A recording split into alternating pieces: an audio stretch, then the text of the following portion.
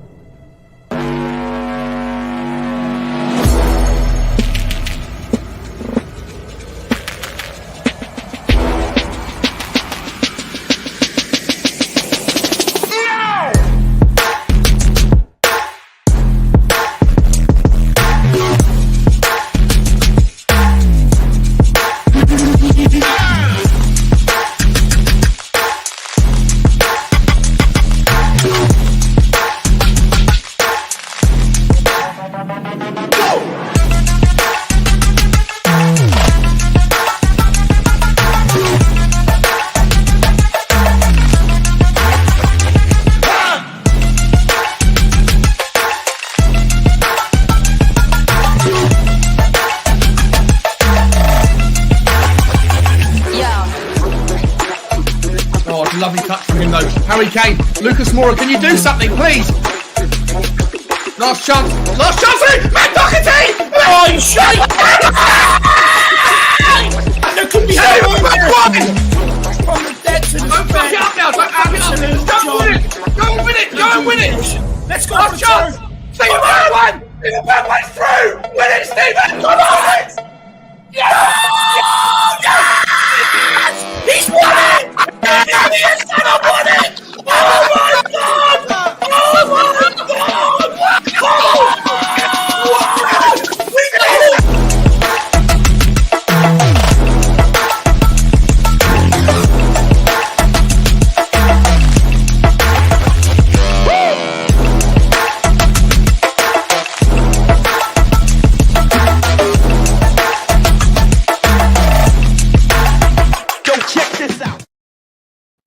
Welcome, everybody. It's Wednesday. I've just done that bit. Already making mistakes because I'm not used to getting the first part, then the intro, then starting again. How's everybody doing? Tonight's show, ladies and gentlemen, is all about a tier maker. You might have seen this thing done before. We'll be doing it tonight with all 40 of the transfer rumours that we've been linked with since February the 1st until now. There's probably been more, but I haven't necessarily seen them all. And sometimes I might forget some of them because they're not that important. But you understand what I'm saying. We're going to go through as many as we can. We're going to go through as many as we can. We're going to put them in certain tiers. And who better to do this with than three members of the panel? One of which I'm going to bring in right now because one of them's not even here yet and the other one's having a smoke. So life is all about timing. And some people are terrible with it. But this man's not. Ladies and gentlemen, when I said at the start he's making his debut on the show, that's actually a lie. Because I think he's basically appeared in every single show that I've ever done since I made that intro video. And every time he plays and he sees the intro video, he's not happy. Because on that particular game against Leicester, he was on a 90-second delay. And so had no idea what was going on whilst Dave and I were going absolutely crazy. Ladies and gentlemen, please give it up. It's ridiculous that he hasn't been on the show in real time before. All my fault. It's absolutely insane. We're making up for it now. First of many. Ladies and gentlemen, please give it up. You know him as Mr. Statman from the Irish Hotspur. Let's give it up for Mr. Jack Kanicki. Sean, you're so good at intros that you took my intro. Like, that's exactly what I was going to say. Like, I think I featured in every episode in the background, just in the beginning, I featured every time. And then he just took that away from me. So what I am going to say, though, is it is a great episode for me to be on. For honestly, tier makers, love a good tier maker. Like I said in the comments, looking forward to it. Good to see that we have someone who is going by many names that I think is a regular. We have plenty of regulars. And then I feel sort of very comfortable, with all of you, despite this being a debut. So maybe this will be like a Perisic, kind of walking into the Spurs game. It's going to be super player, easy. But maybe comfortable, around all the lads. 100%, mate. 100%. Like I say, it's well overdue. I wouldn't worry too much about. Ever since about a month ago, I alerted everybody once I spotted it, and spot being the operative word, that in that little segment where Bergwijn scores and I stand up, there is a wet patch on my grey trousers. And ever since I mentioned it, I don't know if it's pissed, but ever since I mentioned it, everyone just looks for that bit rather than worrying too much about anything else. So I wouldn't worry about the fact that Bergwijn does that to people. Don't worry, Sean. I think a few people have had that moment. Don't you worry. 100% he does. Stay right there, Jack. Let me bring in the next guy. Ladies and gentlemen, straight off the back of a long period of a 24-hour stream, talking about spots and wet patches. He was on a stream yesterday for a long time, and it wouldn't have been a stream with Ranjit on had he not been falling asleep several times. Ladies and gentlemen, I don't know what name we want to go by. We're going to call him the artist formerly known as, today we're calling him Ranjitarino. He's asleep. Hey. How you doing, buddy? Oh, I'm good, mate. It wouldn't have been. You're right. It wouldn't have been a stream late at night without me falling asleep. And how many times did you fall asleep? How many times it was, but I could feel myself going. I turned my camera off. Then I realised my camera wasn't off, and I realised I'd nodded off about 3 or 4 times. Wow. I might go back and check. What sort of times were you falling asleep at? I don't know, 11:30 maybe, somewhere like that. I'm sure we'll find it. We'll find it at some point. So, yeah. So I feel really bad though, right? Because Bob was awake for 24 hours and I'm there. Yeah, snoozing. Yeah, rubbing it in his face. Yeah. Right. Well, listen, guys. There should be a 4th member on the panel this evening, and he said he would be here. He said he was looking forward to it, and that was literally 2 hours ago. But I think he's forgotten.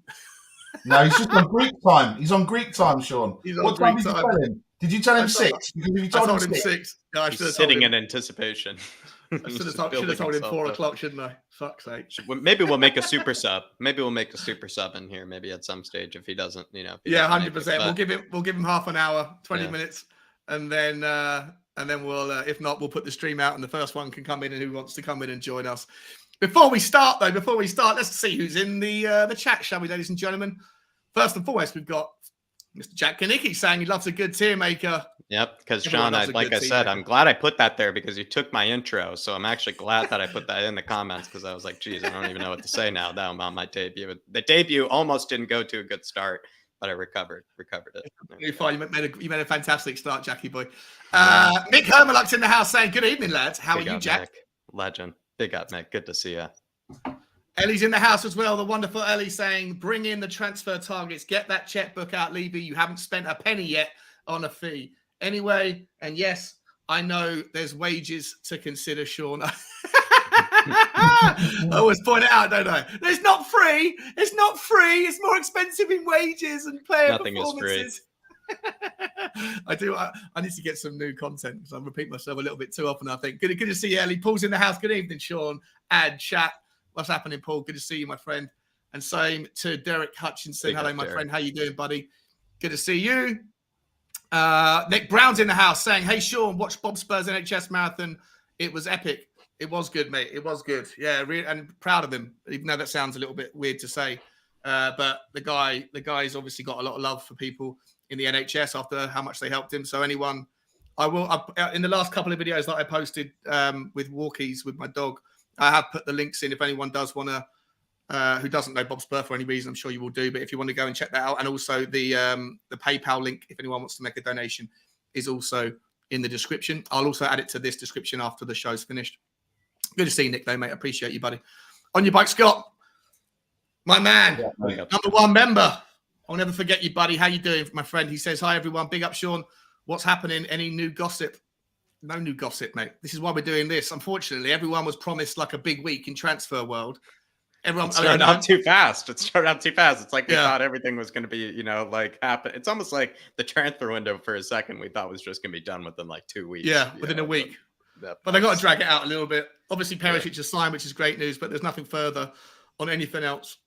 Although we are going to talk a little bit, I guess, over the course of the show about some of the shenanigans. I did post a video today, guys. If you haven't seen it, go and check it out. It's on the most recent post about the Inter merry-go-round. Inter Milan are so pivotal for so many transfers that are going to happen, not just involving Tottenham, but involving Chelsea, involving other clubs like Leipzig.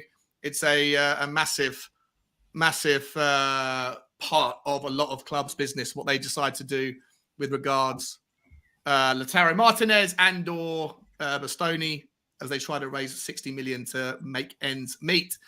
Fake I6 in the house. I'm not sure if I'm ever saying your name correctly. Fake I6. Hope you're well, my friend. He's saying here gone ons.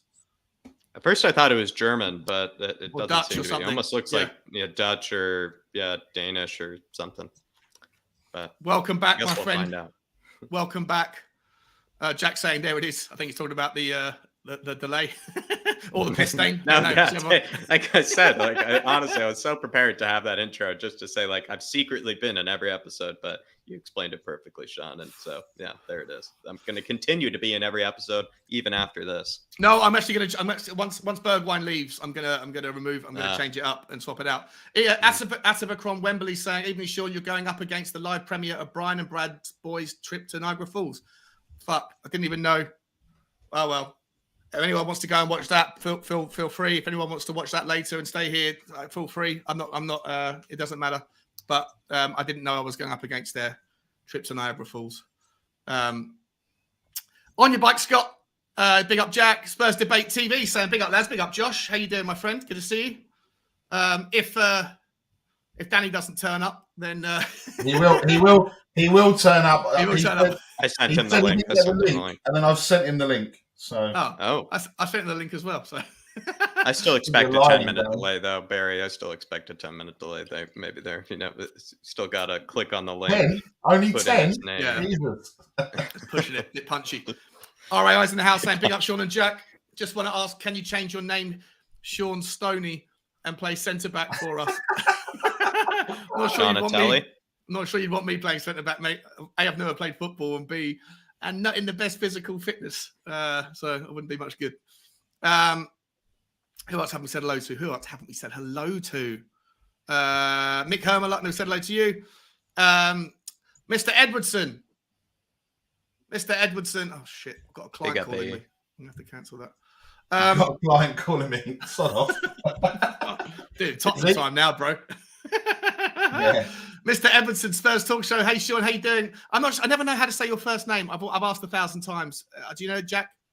Edelston? Yeah, is it Edelston, is it? Atelston, if you want it to be super. I do know that it's not. That's Viking-ish. not his actual. Atelston Edwardson. Yeah, it's not actually his first name though. I think he's clarified before. His first name is like David or something, but he uses his Edelston or Atelston. Athelston Edwardson.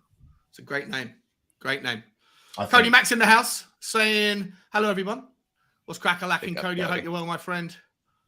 On your bike, Scott. Mr. Edwardson. SOS in the house. This guy, I love SOS. He always puts in amazing content, amazing comments in my content. Brings up some really good talking points. Good to see you, my friend. Big Boss Man's also in the house saying, woo! As is Carl Simpson saying, good to see Barry awake. Good to see Barry awake on a stream. Pick up Carl. Stuart 727 said I made it out. I made it to about 7 a.m.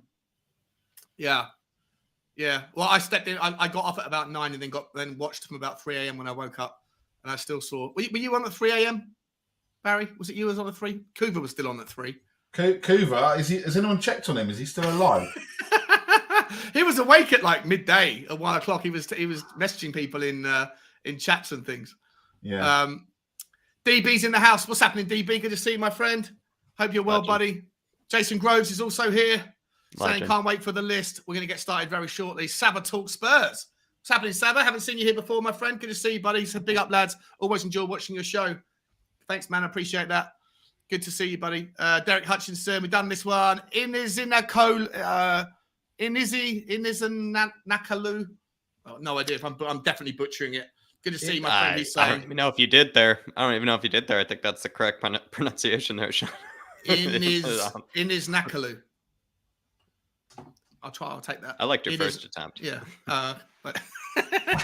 Well, either way, good to see my friend. He says, evening, guys. Hope you're all doing well. Bastoni is in England. Conte will held him. Let's hope so. Danny Kiriakou. Oh, fucking hell, Danny. You're in the comments. You're supposed to be in the show, bro. I've just sent you the link, Danny. What is going on? What is going on? He said he didn't get a link. He's got. I think he heard that 10 minutes was speedy, and then he thought, well, he goes, oh, in that case, then I'll take another 10 for myself. Yeah, he'll be like, oh, everyone's talking about my Greek time. I can't turn up on time, so it'll ruin my set. 100%. Right, who else is here? Let's have a look. Cody Mack said hello to you. Technically, Bob did an 3 8-hour stream, so it doesn't count. It doesn't count. You're absolutely right. It doesn't count whatsoever. Tottenham Manden's in the house. Yummy lady dogs. Don't know what that means, but good to see you, my friend. Yeah, sounds nice. One for Tommy. Yeah. Lisa Odell's in the house. Oh, Lisa Odell, sorry. Buenos tardes, amigos. Looking forward to the show. Buenos tardes, atigo. What does Buenos tardes mean? Good evening? Good afternoon. Good afternoon. Good afternoon, Lisa. Hope you're well. Oh, look, he's in the house. He's awake. He's awake. Big up, beautifuls. Thank you to all the community for coming together upon request. Great cause and great effort by all. Absolutely humbled for the help to see me through a mammoth stream. You did amazing, mate. Well done, buddy. Well done. I'm surprised you're up. I would have thought you'd sleep for the whole. You wouldn't see much of Wednesday at all, but you're up. Good man. Stevie Fraser in the house saying big up Sean, Jack, and Barry. I think we're about almost done. Oh, and then we've got Aaron Dove. One of the members, how you doing, Aaron? Good to see you, my friend. Saying Tottenham Manden, you again. Get back to the Gooner channels, kid. Oh, he's okay.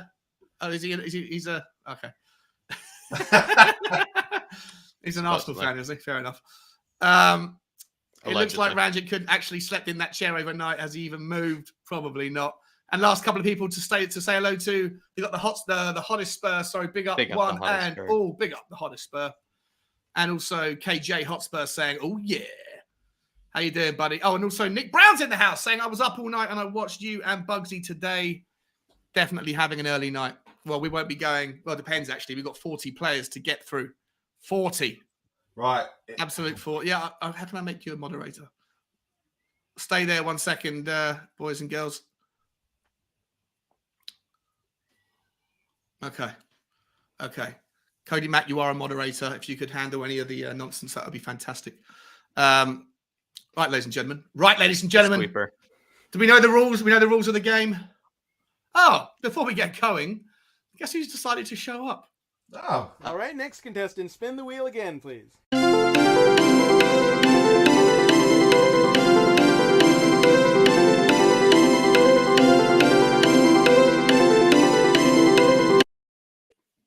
I actually cannot believe I've got to remove this for a second just so everyone can see what this looks like. Please welcome to the show. Timing, though. The most convenient timing shows up, right as we're about to start. I think the reason he's late. I envy that sort of timing. I think the reason he's late, guys, is because he was doing his makeup. Ladies and gentlemen, please welcome to the show.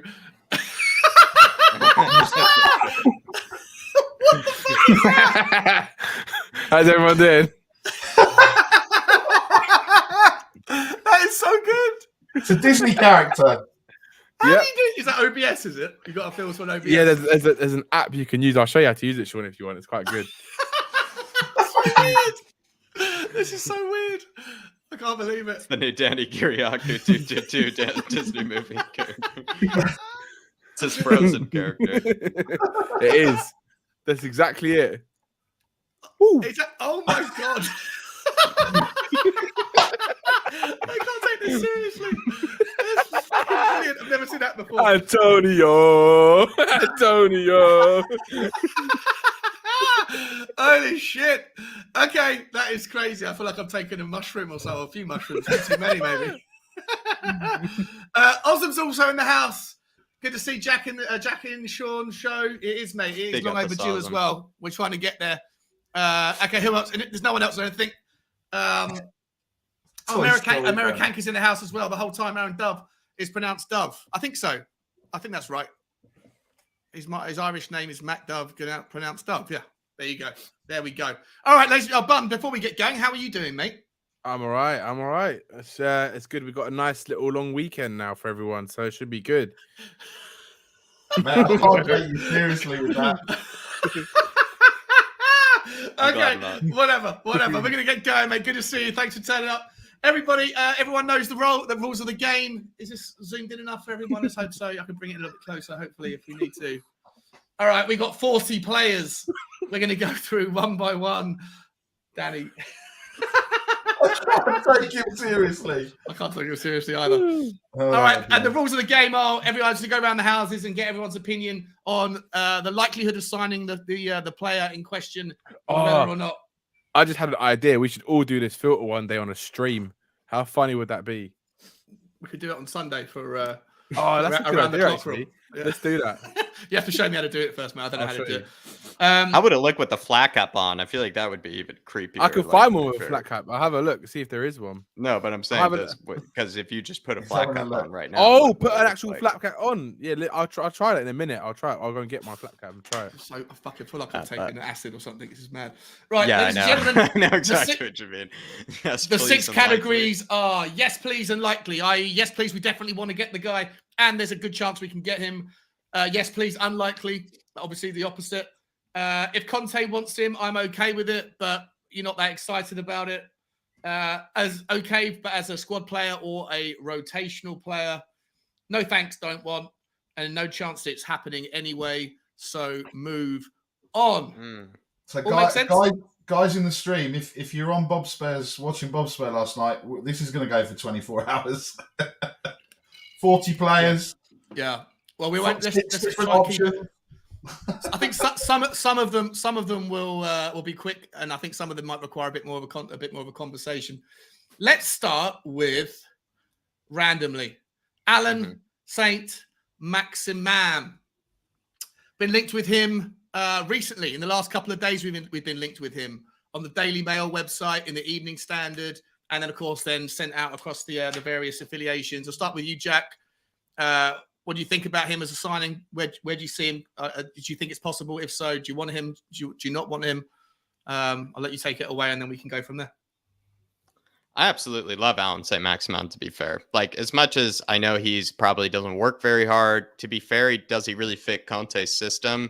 I think I'll maybe just wax lyrical about Saint-Maximin for a bit, and then I would probably throw him into the no chance it's happening, move on category with Saint-Maximin. But I would say, like, I think after Traore or something, he had like the most players dribble pass like in Europe or something, like per game or something. I think the guy was like skinning past like 5 people per game, which is like, I don't know. I mean, that's just murder at some stages, like being able to do that to people. And miraculously, he didn't torture Emerson as much as we thought he would, which is kind of a blessing, to be fair.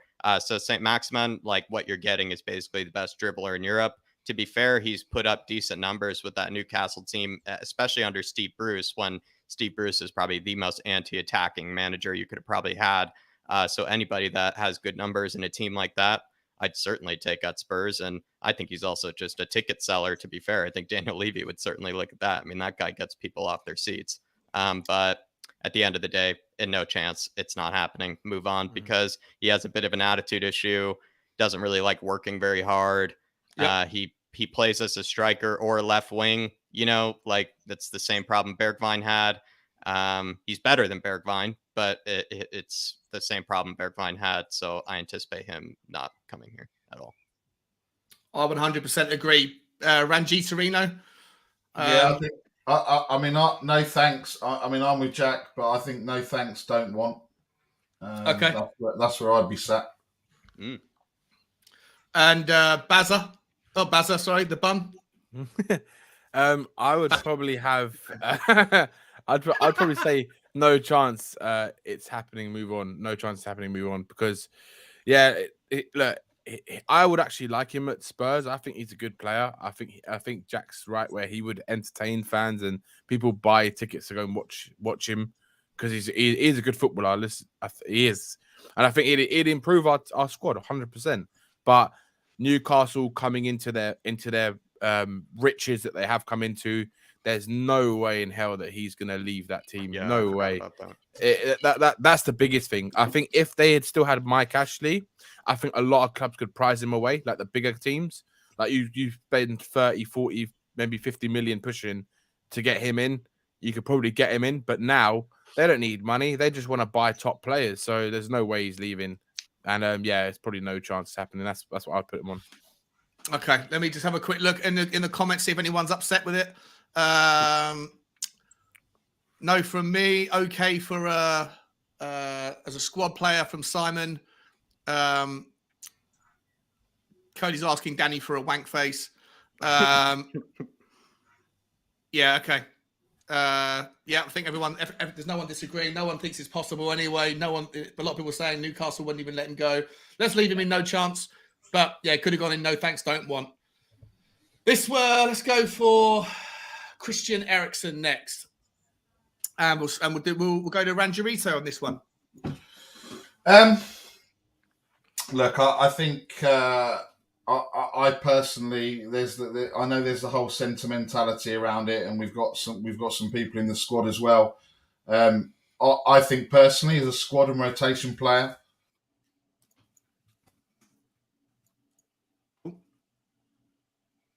You cut out. No, turning back. Oh, Rangerito, sort your internet out. I think your internet's going crazy, Nick. Tell you what we'll do. We'll move on, and hopefully he'll come back in a second. Bum. Eriksen. Can I see what's the top one again? What's the Christian Eriksen, and the top one is yes, please, unlikely. Yes, please, but unlikely. If Conte wants him, I'm okay with it, or is okay as a squad player. Yeah, I, if I'm honest, I'm not like it's not like I'm dying to have Eriksen back. I would probably say put him as okay as a squad player, rotation player, because I think with Eriksen, I know a lot of people, he splits the fan base because of how he left and what happened and all that kind of stuff, and they don't go back to your exes kind of stuff.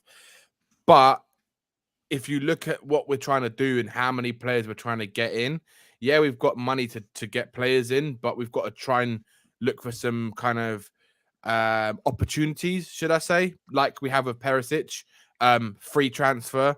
And I think someone like Eriksen would be a brilliant player to have in the squad. I think you imagine if you could, when you want to play certain teams, you've got Eriksen in your squad to rotate with other players. If you had like an Eriksen to skip in the midfield or with another player, or I don't know, it could be anyone, but you could come on like 60 minutes into a game and completely change a game. And especially now with the five substitution rule, I think the squad rotation is going to be absolutely key. And I think I think if he comes into Tottenham as a player, I think he'll get a lot more game time than some people think he would. But there's a lot of rumors today coming up that they've offered him a 2-year contract with an extension of a third. So I have seen that floating about by a lot of different various reporters. So we'll have to see if he wants to come to Spurs. I'd love him to come back in that respect for that reason. Yeah. I would just for my take quickly. I think it makes sense massively financially. I think you can get him on a cheap wage. I think you can get him. Obviously, you don't have to pay any transfer fee for him. I think it offers us something different. And also, I think that there's a lot of other clubs as well that are going to go after him. And sometimes it makes sense to almost like stifle other teams' plans. I might get the list up in a second when I hand over to Jack to give his opinion. I think it makes a ton of sense, but I would also put him in the squad rotation player role. I wouldn't bring him in as a starter. In fact, are you guys happy with these particular categories, or would you like them reworded? I like these categories. I actually kind of I feel like you've covered a lot of gray areas with some of these categories. Like when I looked at it, because at least the one for Saint-Maximin, it filled in perfectly for me, because it's I like Saint-Maximin and I would take Saint-Maximin, but there's no chance that's happening because it just doesn't make sense. So it's that's a great that perfectly fits exactly what I wanted to say about him. So I think you're golden, Sean. Okay, golden. Sweet as. We'll find out. We'll find out, I guess, later if we feel like we're missing one. 100%, guys. Just so you know, I'm going to come to Jack in a second, but Nick has dropped out. He's got internet issues. So if anyone is watching the first one, if anyone who wants to jump in, let me know and I'll send you the link. I won't be able to put it out. If I put it in the chat, then like 8 people or so could join at the same time, and then I wouldn't want to have to say no to people. We want to keep it as to 4 if possible. But let me know if anyone wants to come on and join the panel, because I think Nick's going to have troubles. Also, there's 85 people watching on YouTube right now. If you haven't already, please hit the like button and the subscribe button. Would mean the world to me as we're trying to grow the channel in the summer window. Jack, sorry mate, I had to stop in there. No, all good. I don't really have much to say on Eriksen. I think he's in the, if Conte wants him, I'm okay with it. Because at the end of the day, I think there's more Christian Eriksens out there in the world. But like you said, Sean, financially, it just makes a lot of sense. And he's worked under Conte before, of course. But to be fair, at least in my eyes, I know there's a lot better out there than Christian Eriksen. But can we really actually get some of these players? Maybe not. And also, is it realistic with Berardi and Conte? Maybe not. So for me, I just think there's a plethora of creative midfielders out there. I think you have so many to pick from. But I would just say if Conte wants it, I'm okay with it. Oh, okay. I don't think it's yes, please, and likely or anything, because I would prefer something else. But if Conte wants him, I'm okay with it. If Conte wants him, I'm okay with it. I have no complaints. Yeah, I'd probably put him in that one as well, Sean. I would agree with that. Because it is one of those squad. He's both. He's also a squad rotation player. He could be that. But if I'm really going to be honest, I think he's sort of more the other category. If Conte wants it, I'm okay with it. That's how I think most people. Yeah, I think Jack's right. I think if he comes in, he's going to be a squad and rotation player. He's not going to be a first starter unless he proves Conte wrong again and can push into that first team. That's up to him, isn't it? If he comes into the team, so it's still up to him. But I think initially he's going to start out as a rotation player if he comes in. So yeah, okay. I agree. If Conte wants him, I'm okay with that one. Gareth Bale. Next up, rumours again linked today. He's obviously sent his message out to say goodbye to the Spanish fans. He's got a list of people that are lining up to take him. Again, the Daily Mail was saying he's not short of any suitors in the Premier League, so it's entirely probable he's going to end up back in the Premier League. Tottenham's on that list, as is Manchester United, as is obviously who else was there? Brentford was on it. I think Brighton was on it as well. How do you guys feel about Gareth Bale? For me, quickly, I don't think I would be excited about it, but I can understand the rationale for it. I've mentioned it a whole bunch of times. I don't think necessarily that it's going to be easy to find someone who can play in the forward line who's as good as Bale or as good as Harry Kane or as good as that kind of standard, that's also willing to only play 30, 40, 50% of the games. But I do think in Gareth Bale, you've got that player who's willing to sit on the bench, doesn't really mind. And then when he comes on, he can turn a trick. So yeah, I'd put him in one of these two, next to Christian Eriksen in the bucket below. Jack, we'll come to you, mate, on this one. Yeah, I think it's kind of a similar thing where if Conte wants it, I'm okay with it. To be fair with Gareth Bale, it's a bit different because it is that elusive backup striker role to Harry Kane, and who really is going to take that sort of role is the big question that we're probably not really able to answer even right now. Gareth Bale, you could see taking that sort of role because he doesn't really probably want to play too much football, and then at the same time he probably wants to still play for a good team, so you could see kind of Spurs maybe fitting that bill for him. And I know Harry Kane is kind of there's no other Harry Kane in the world out there. But if you wanted to find some sort of backup striker or guy that could play alongside him that is similar to Harry Kane, Gareth Bale sort of is. He could play those passes in behind. He could spray, the balls. He could switch play. He could be able to, hit a shot from distance. He could be able to do things that Harry Kane sort of can do in that striker's role. Not nearly as well and probably nowhere near to the same proficiency, but I would say you get something a bit similar. And if you want a striker that offers something similar to Harry Kane, Gareth Bale might be your guy. But I would still say if Conte wants it, I'm okay with it. I'd rather go for something else. Yeah. Okay. Yeah. I think that's perfect. I think so. So we know Sava doesn't like him a lot. I know Sava doesn't like him a lot. But quite simple, Bale's a cripple. You kind of, look, it's sort of. I mean, it's not untrue. Look, it's not I agree. If Conte wants him, I'm okay with it. But in all honesty, I don't think Conte does want him. For me, I would like him as an extra player in the squad because if you do bring on one to take off Harry Kane or something like that for the last 10, 15 minutes, at least you're bringing on someone who can actually score a goal. As long as like the other players around him are doing their jobs, he's not going to go and do the running and stuff. But I think that's probably what Conte would want in any striker, any player really, is someone who's going to do all the running around and regardless of their ability or quality, he wants a certain mentality and type of player. So I think that's why probably we won't see Bale back at Spurs. So if Conte had said go for it, then I'm okay with it. But yeah, I think we can go for different options. There's better options out there. All right, so all three of us are saying if Conte wants, we're okay with it. But actually, I think we might be overruled here. Everyone else is saying squad player, squad player, squad player. Yeah, maybe that means they would take them. That means does that maybe more mean that with that one, like you would take him, like we should take him, I would take him as a squad player. Yeah, I would have him as a squad player. Like, I think how many opportunities are there at the moment, right? If we're not, because if you're going to buy a player who's better than what we've got right now, you're going to have to spend some money, and we've got so many other areas we need to fill. And if he can come in and play as like a second striker or a winger to sub off Kulusevski, I think Bale would be a better option than bringing on Lucas Moura, in my opinion. I think because of the quality he can produce. Yeah. Oh, for me, 100%. If the chat is with that, 100%. if the chat is with that, if the chat wants as a squad rotation player, I think you should put him in there, Sean. Yeah, but I'm going to have to overrule I would say I'm in the Conte wants it. I'm okay with it because personally, I wouldn't go for Bale. I wouldn't, but Conte does. So. Yeah. I think, unfortunately, we're being overruled here by most people. I think we are. So we're going to have to stick him in. I like what Marlon Green's saying here, though, as well. Big up, Marlon. Hope you're okay, mate. He's saying on Bale, let's wait and see if Wales qualify for the World Cup. If they do, then it's worth a 6-monther. He's going to need game time to keep ticking over, but not as a starter. If they don't, and I guess you're saying as well, if they don't qualify, then is he really going to be that motivated? Is he really going to want to play? Sean, I don't think Bale is good enough, if I'm honest, to be a starter. And if I'm honest, I don't think he's probably good enough to be a starter. I think he would probably say that as well because of his injury record and stuff like that. I think when he played for us, he wasn't. How many games did he actually start? It wasn't loads of games he started for us, but he still scored quite a lot of goals against those teams with low blocks.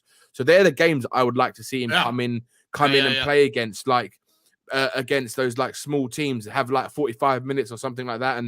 And in 45 minutes, he can produce a moment or two moments or create some chances for Harry Kane's Son. Imagine having Bale behind Kulu and Son and Kane just for even 30 minutes in a game. It can change everything.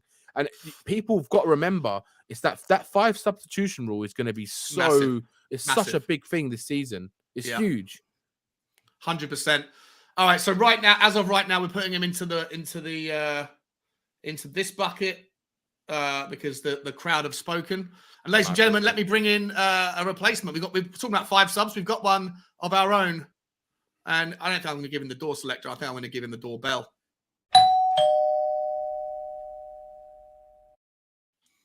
Ladies and gentlemen, I spent a lot of time with him yesterday. So did the guy who's just dropped out.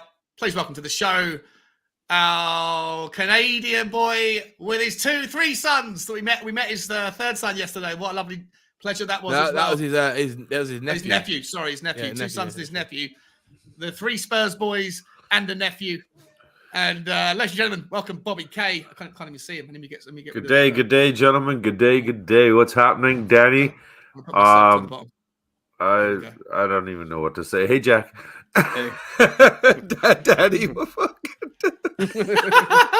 I got to say, mate, it was hilarious. But everyone in the comments is like, "Fucking take the filter off, bro."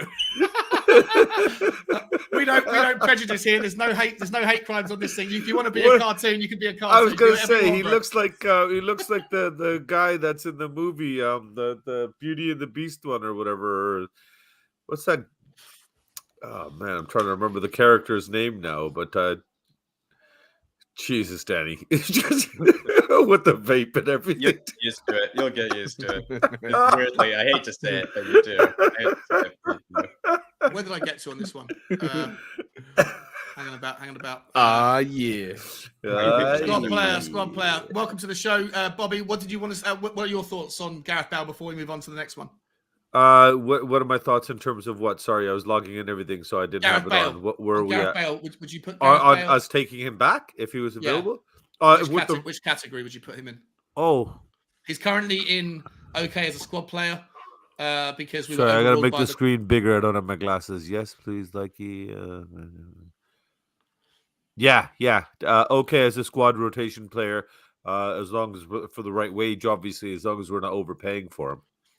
Yeah. Obviously, not at 600K a week. I don't want him coming sitting on the bench. That's just stupid.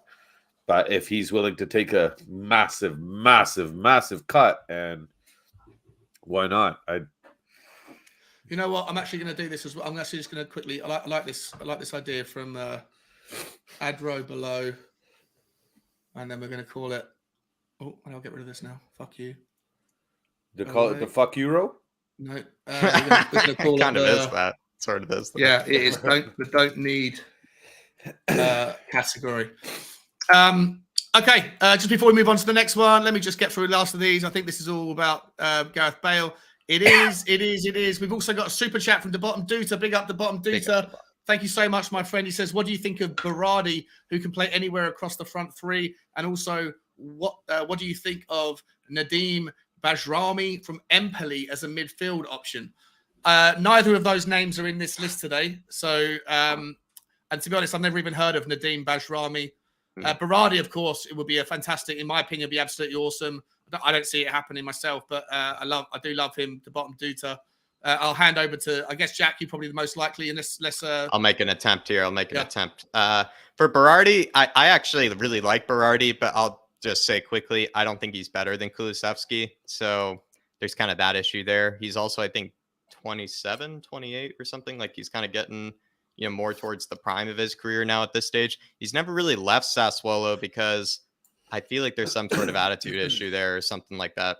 Just for some reason, he's never left Sassuolo despite being a really good player. And so that does kind of concern me. The other thing, too, is that we kind of had that worry, Sean, at one stage that Kulusevski was really one-footed, very left-footed.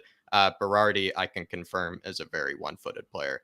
And so he would be doing the, kind of cutting inside on his left, just like Kulusevski, but wouldn't be able to probably hit it with his right. I mean, there have been times when he's had open sitters in front of him that, he's passed up because he couldn't hit it with his right foot. So he's that sort of player. And then the Empoli guy, Bajrami, all I can say, the bottom Duda, back when I used to do like a series on like players of the week, I looked at every single, game across the week and which players, made probably an 11 of the week.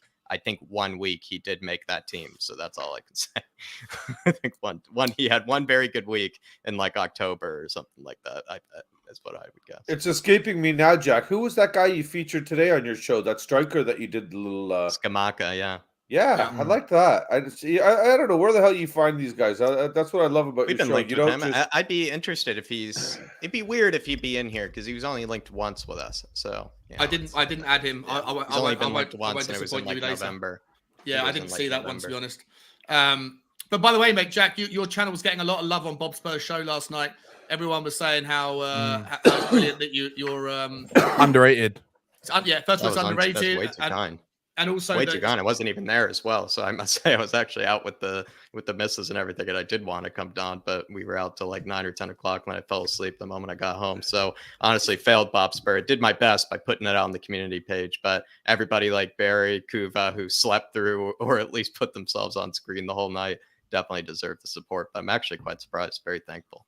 Oh, Kuba did like 20 hours. Crazy. Yeah, Kuba was holding Bobby's hand the whole time. It was brilliant. Brilliant. Yeah, amazing.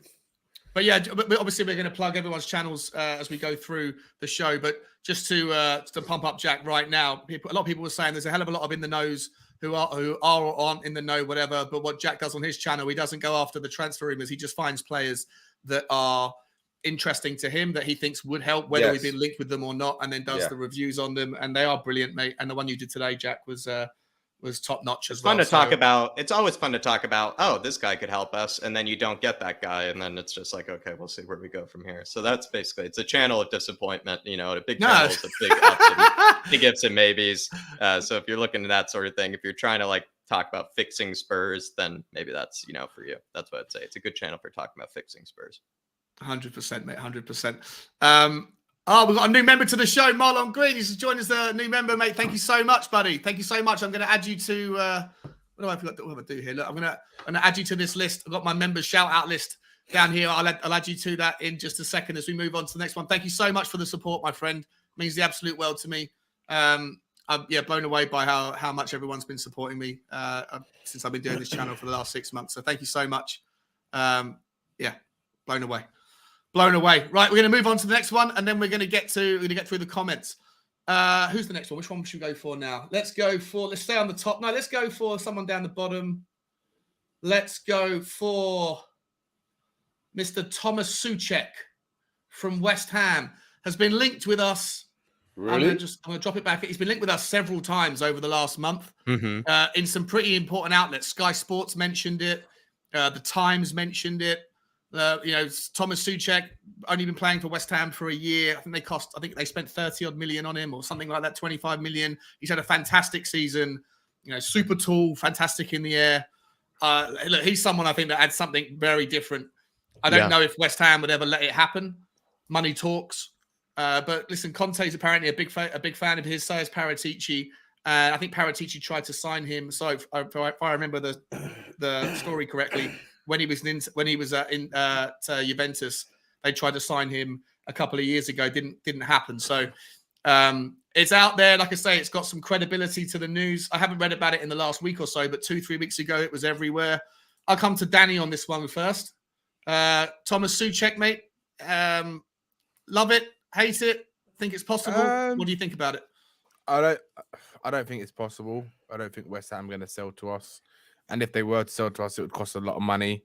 And I don't think the money that they would want for him would be worth him, to be honest with you. I think he's a good player. I'm just not sure. I don't know. I think it'd probably be an upgrade on what we've got right now. So in that respect, he'd be good. But is he what we're looking? Is he a type of Conte player in terms of what Conte would want? Maybe. I don't know. For me, to be honest with you, I don't really want him. Okay. I think we can do better. Either. And yeah. I just think for the money that they would want to prize him out to a rival, especially deemed that West Ham are they're closer to us than where they were in terms of like they've improved over the last few years. They want to improve again. I don't think they would want to strengthen a rival, especially Tottenham. So yeah, I know. Thank you for me. Okay. On your bike, Scott's saying West Ham have already said he's staying anyway, so it's largely irrelevant. Jack? I actually have a hilariously interesting answer for this one. I really have always liked Soucek ever since he's come into the Premier League. I kind of thought same here. He was a great signing by West Ham because he's sort of, if you guys remember back in the days when Fellaini kind of dominated the Premier League, he sort of is like the better Fellaini in my eyes, where it's like this big, tall, like center mid that will like just make these late runs into the box and, get a goal with his head. And he'll almost like human missile himself, towards the ball in order to score at times. And I've actually really liked that about Soucek. He's a really hard worker as well. Kind of has that Højbjerg sort of we'll do everything at all costs sort of mentality. But at the same time, it pains me to say, don't need. Like, I just feel like he's not a deep lying playmaker. He's not really the type of midfielder that we really need. He's not a deep lying playmaker.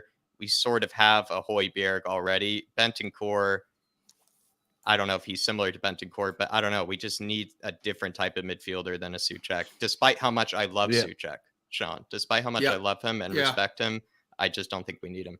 Yeah, okay. I think don't need is the same for me. That's what I'd put him in. Bobby?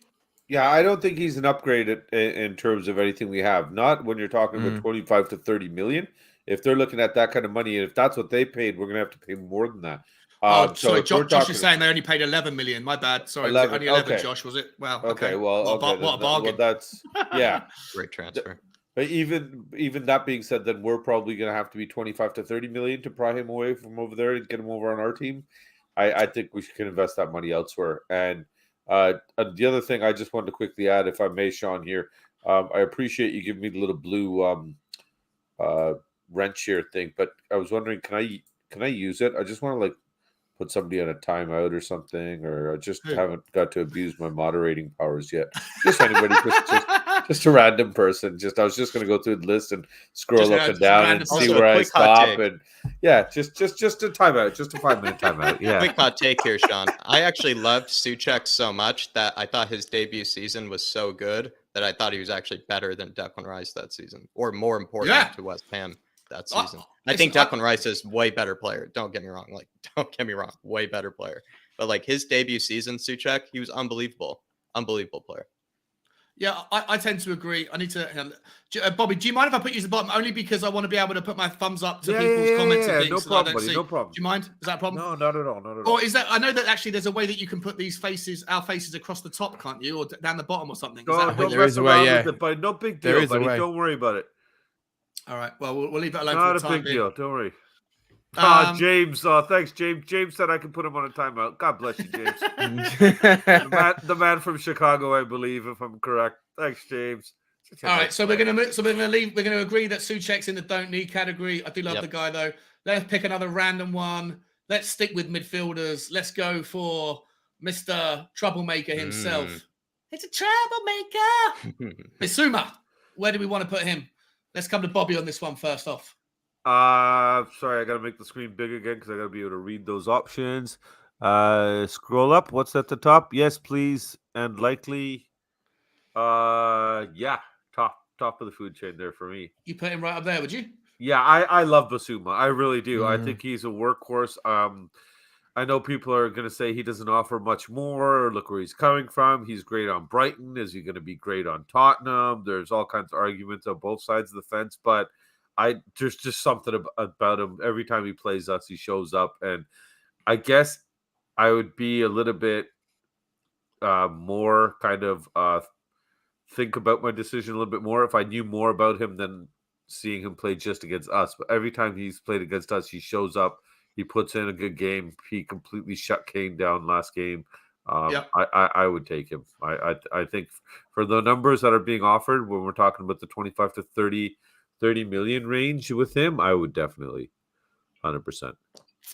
And we might even be able to get rid of like a Harry Winks or something to sweeten the deal. Danny, where do you want to see him? Sorry, Sean. I do know that there's that whole legal stuff going on with him. So that, of course, my decision is that as a footballer, nothing to do with that crap. I don't know what's going on until it's proven in a court. I don't know. Some people keep assuring us. We've talked about this quite a few times on this channel. Some people in the comments are saying, I forget the names, are saying, no, it's all done. It's like it was a mistaken identity, or there was no evidence. It's been dropped. And then other people say, no, it's still ongoing. When I look it up online, they say that it's still, he's still got investigation or whatever. It's still under investigation, but he hasn't been charged with anything. So, in that respect, for me, based on his footballing ability and what he offers, I think I agree. Yes, please. And I'm not sure if it's likely. I don't know if they're going to go and spend 40 or 50 million pound on the Bissouma right now. It all depends. We don't know what they're going to do. We don't know what their idea is. We don't know if they're going to bring two midfielders. But yeah, for me, I would say yes, please, but unlikely, because I think they're going to go for. I think they're going to go for someone a bit cheaper in the midfield. Much as what I feel. As much as I would love him to come. How much do you think he'd cost, Danny? 40 to 50 million pounds between that range. I don't Is it think up anything there, more. Yeah. I don't think it'd be in the 30s unless you can get a deal for like 38 million unless plus his contract's up in like 2023, which I'm pretty sure isn't, then he's right. Yeah, exactly. Like 40. If he had 1 year left on his contract, I'd say yes, likely. Oh, no, Andy Midge is saying he has only got 1 year left on his contract. Is there a way you can find out his contract? Is that on transfer market? I'm finding it out right now, Sean. Go on, Jack. Because that changes 2023. So I think, and he is valued because of that, because of it being at 2023. He's valued at 31.5 million pounds. So, I would say a 40 million pound bid, and you would get him. I would say you would get him. I think so. But the question is, are Tottenham going to do that? They've got the money to do it. It's not that they don't have the money to do it, but I just think it's unlikely. Because I would say he's definitely a Conte player in terms of his on the pitch performances. Like, he's a workhorse. He doesn't stop running. He's got so much stamina. He drives the ball through midfield. He creates a lot of problems. He's powerful. He's quick. He can shoot from distance. He's very good at disrupting the other team's midfield build-up. Yeah. He's very good at it. I mean, he absolutely changed the game against Tottenham when he shut our whole both games alone. Yeah. He's a brilliant player, and I would really like him in the team. I'm just not sure that he will. They'll go for him. So I would say yes, please, but unlikely for me. Okay. Jackie. Sorry, Jacko. I will say Jackie. Sorry. I'm gonna stay away from like all the sort of like allegations and everything. Yeah, I just feel like it just sort of detracts, despite maybe what I think how serious those allegations are and everything. I just feel like I'm just not going to include my opinion about that on him. So Sean, I'm in the yes, please, and likely. I know I kind of see where Danny is saying like the unlikely part, because like English player, English tax, like we do like the deals, like you do have to pay, even though there's that rumor that says 25 to 30 million. Like, I'll be honest, like he's not English though, is he? Well, he's at least homegrown. He's Malayan, isn't he? Maybe he's not even homegrown. He might not even homegrown. No, I was came from Lille. He came from Lille originally. Yeah, he grew up in. He's born in the Ivory Coast, but he grew up in Mali, and I think he only moved over to France in 2009. So I don't think he's interesting if he's not even homegrown. Yeah, I don't think he is, and that's another reason probably why they might look at it. I don't know. It all depends. Maybe that would make him not nearly as expensive. So just to answer quickly, then.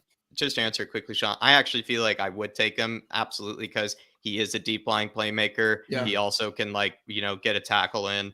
He can get stuck in, but he also is that deep lying playmaker that we are sort of looking for. He runs the show in so many games. He is unbelievable. He can also score from distance as well if you need him to. Yes, please, and likely. Okay, I don't think anybody. I could see him moving to Spurs. That would be a good move for him. I'd love it. I'd be excited by that. It's a smart move for him. So I would say it's likely. I know you could see how it could be unlikely because of Daniel Levy and whatnot, but I don't know, Sean. For me, like it makes sense for him to move to Spurs, even for him, not even for us. It makes sense for him if he wants to stay in the. Do you think Spurs will pay the 40-odd million? Do you think Spurs will pay the 40-odd million for him, or 45 million, or whatever Brighton would want? Yeah. Yeah. Well, considering all the other positions that they need to buy, because apparently what it looks like is that Conte wants a top centre back, which is obviously Bastoni, and he wants a top striker, which that's going to cost 30, 40, 50 million or so. I'm not sure. Does he really want a top striker? Well, yeah, because all I've seen, even Alistair Gold was saying that the Gabriel Jesus links and stuff, that there's some reporters that have said that he was offered to Spurs, but apparently he wants someone better, essentially. But I don't know who you'd get better than Gabriel Jesus. Maybe he just doesn't rate Jesus.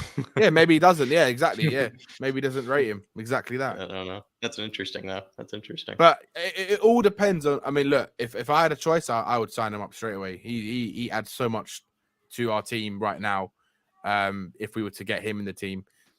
Yeah, but at 40 million, don't they want 40 million for him? I think I could be wrong about the 40 million. If the 25 to 30 million is true, then I mean, absolutely. I think a lot of teams would want to buy him, and so I feel like there'd be a bidding war for him. Yeah, he's definitely worth 30. He's definitely worth 30. Like he's a young, tough. No, he'll go. Also, you got to remember, right? Brighton, they like to value their players a lot higher than they're actually worth, and then a lot of teams tend to pay them. Like they're valuing Cucurella and Lamptey at 40 to 45 million pounds. I mean, that is absurd money for them two players. I know they're great players, and I know Cucurella's in it, so we're going to come to him. But I just think that Bissouma, because of his quality and what he can offer and his age as well, I think that he'll easily go between 40 and 50 million, easily. And I think there's a lot of teams who'd probably pay that sort of money for him. You never know. If Man United don't want to pay 100 million for Ruben Neves, they might go for someone like Bissouma, who's half the price. Yeah. And then is Tottenham going to get involved in a bidding war of Man United or someone else, or Man City if they go for him? It's insane, mate. Every single player that Tottenham are linked with, Man United are linked with. Every single player Man United are linked with, Tottenham are linked with. It's odd. The only player that I've seen that Man United are linked with that Tottenham aren't linked with is Terrier from Rennes. From Rennes, and he's a good player as well. But I don't know why we're not linked with him, because we need, a player like. Seems like we all want Bissouma, though, which makes sense, though. It seems like we all want Bissouma, which is good to see. Yeah. I see. I would say yes, please, 100%. But I just don't think it's likely. That's why I'm saying unlikely. Okay. No one's saying no in the comments, so I'm going to leave him. No. If you're okay with it, Danny, I'm going to leave him in yes, please, and likely, because I think there's a good chance of it. I agree with you that there's going to be a bidding war potentially, but that's if you're saying that, then that's definitely unlikely. Only because Tottenham will not enter a bidding war of other teams. If a player if a lot of clubs want Bissouma. Do you really want me to put it? Do you really want me to put it in? You guys, true.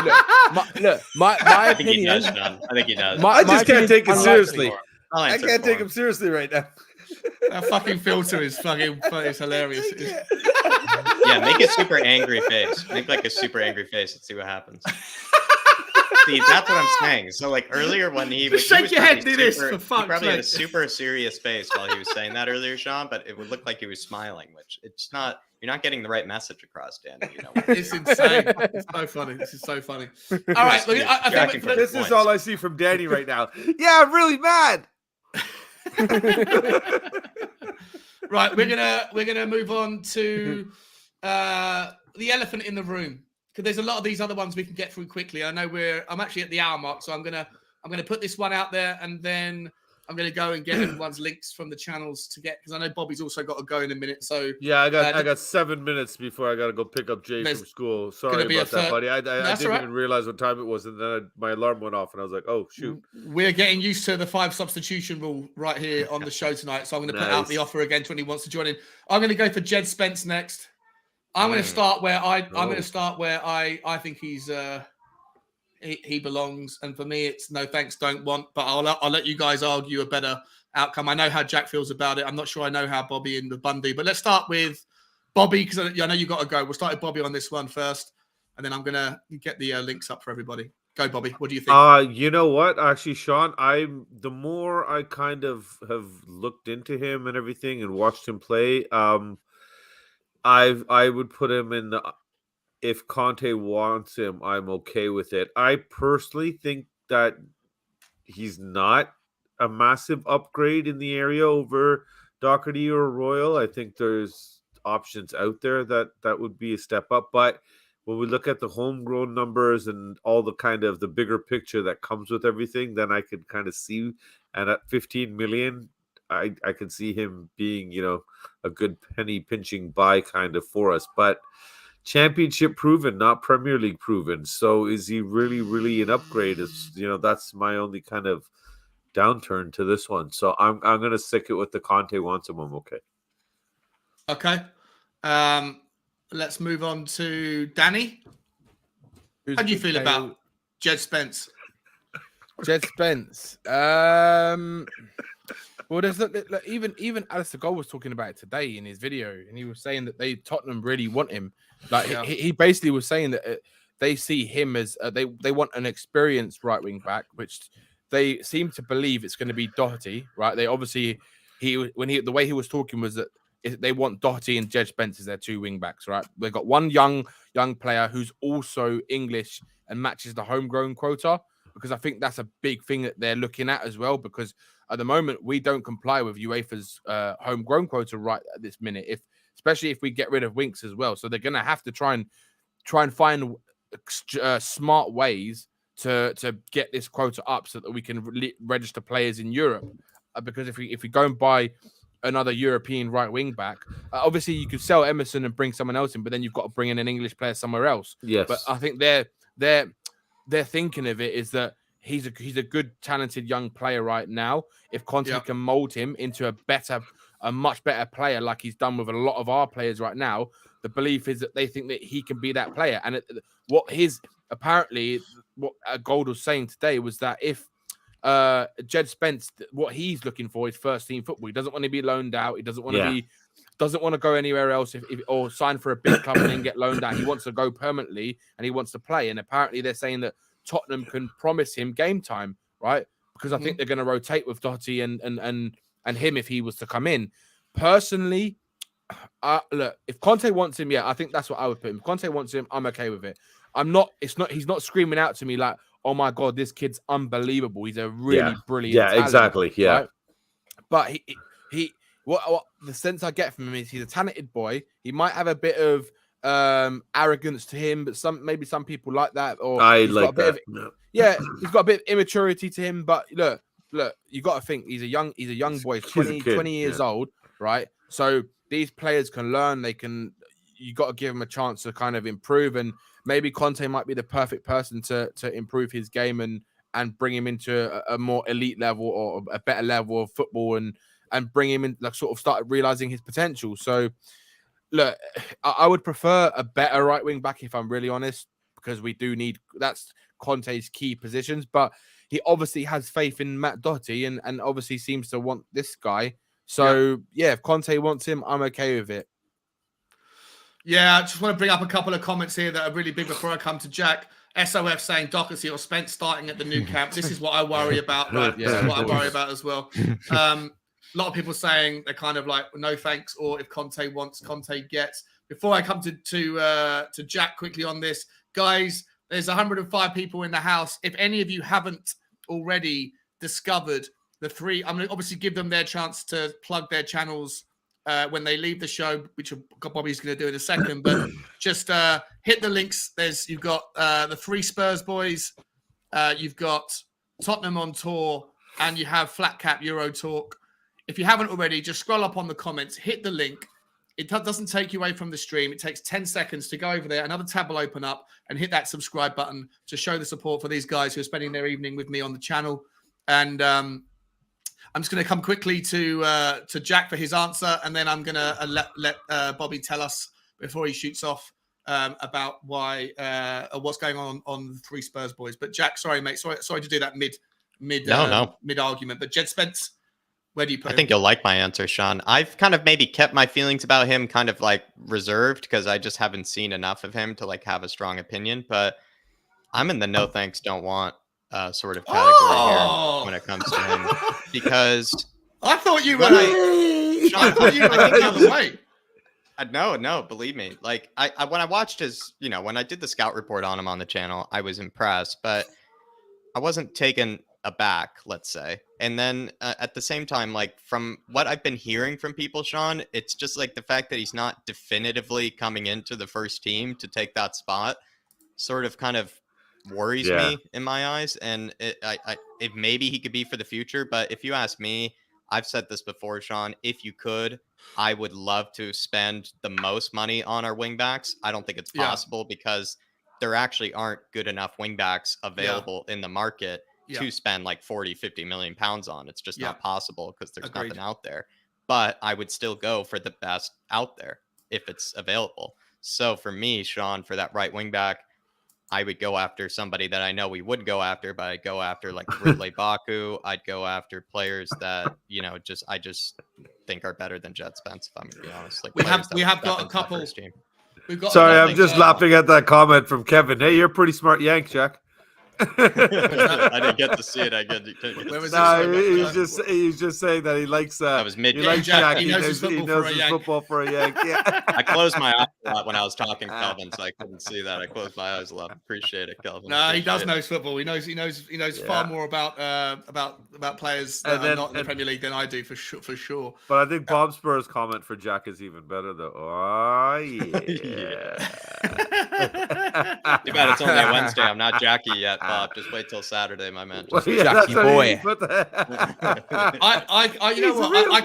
I can't believe how many years I heard in one like 6-hour thing yesterday when I was on the channel. More than a lifetime. Hey, it was like I don't know if you saw it, Sean, but Mama K made a debut for a few minutes too. She came on the channel. I don't think. And she dropped it. She dropped an before she left. Well. Oh, I missed that. The second episode. It's around about the 4-hour mark, roughly. All right, listen, before we move on. So I've got to jump, Yeah, exactly. So, Bobby, mate, appreciate you stopping by for a flyby. Of course. Are you going for a while? How long are you going to be? I'll be back in about 20 minutes. I haven't got a hard stop. I don't know if anyone else does, but do you have a bottle of wine or a bottle of vodka near you? No, I've got a bottle of vodka downstairs. So get the bottle while I get Jay from school, and then we'll come back, and then we know we've got a good couple hours. All right, buddy. No worries. Before you go, do you want to just in case there's someone else that comes into the stream? What can people find on? Where's your link? What can people find on the Three Spurs Boys? Obviously, you had the great show the other day. But tell us what's coming we had up. Kirsten Ellie the other day. We've got the new show going there off the pitch where me and the boys are all together, finally doing something together. They've allowed me to come in back on the channel slowly in front of the camera, so it's been great. We're just basically doing get to know you kind of interviews.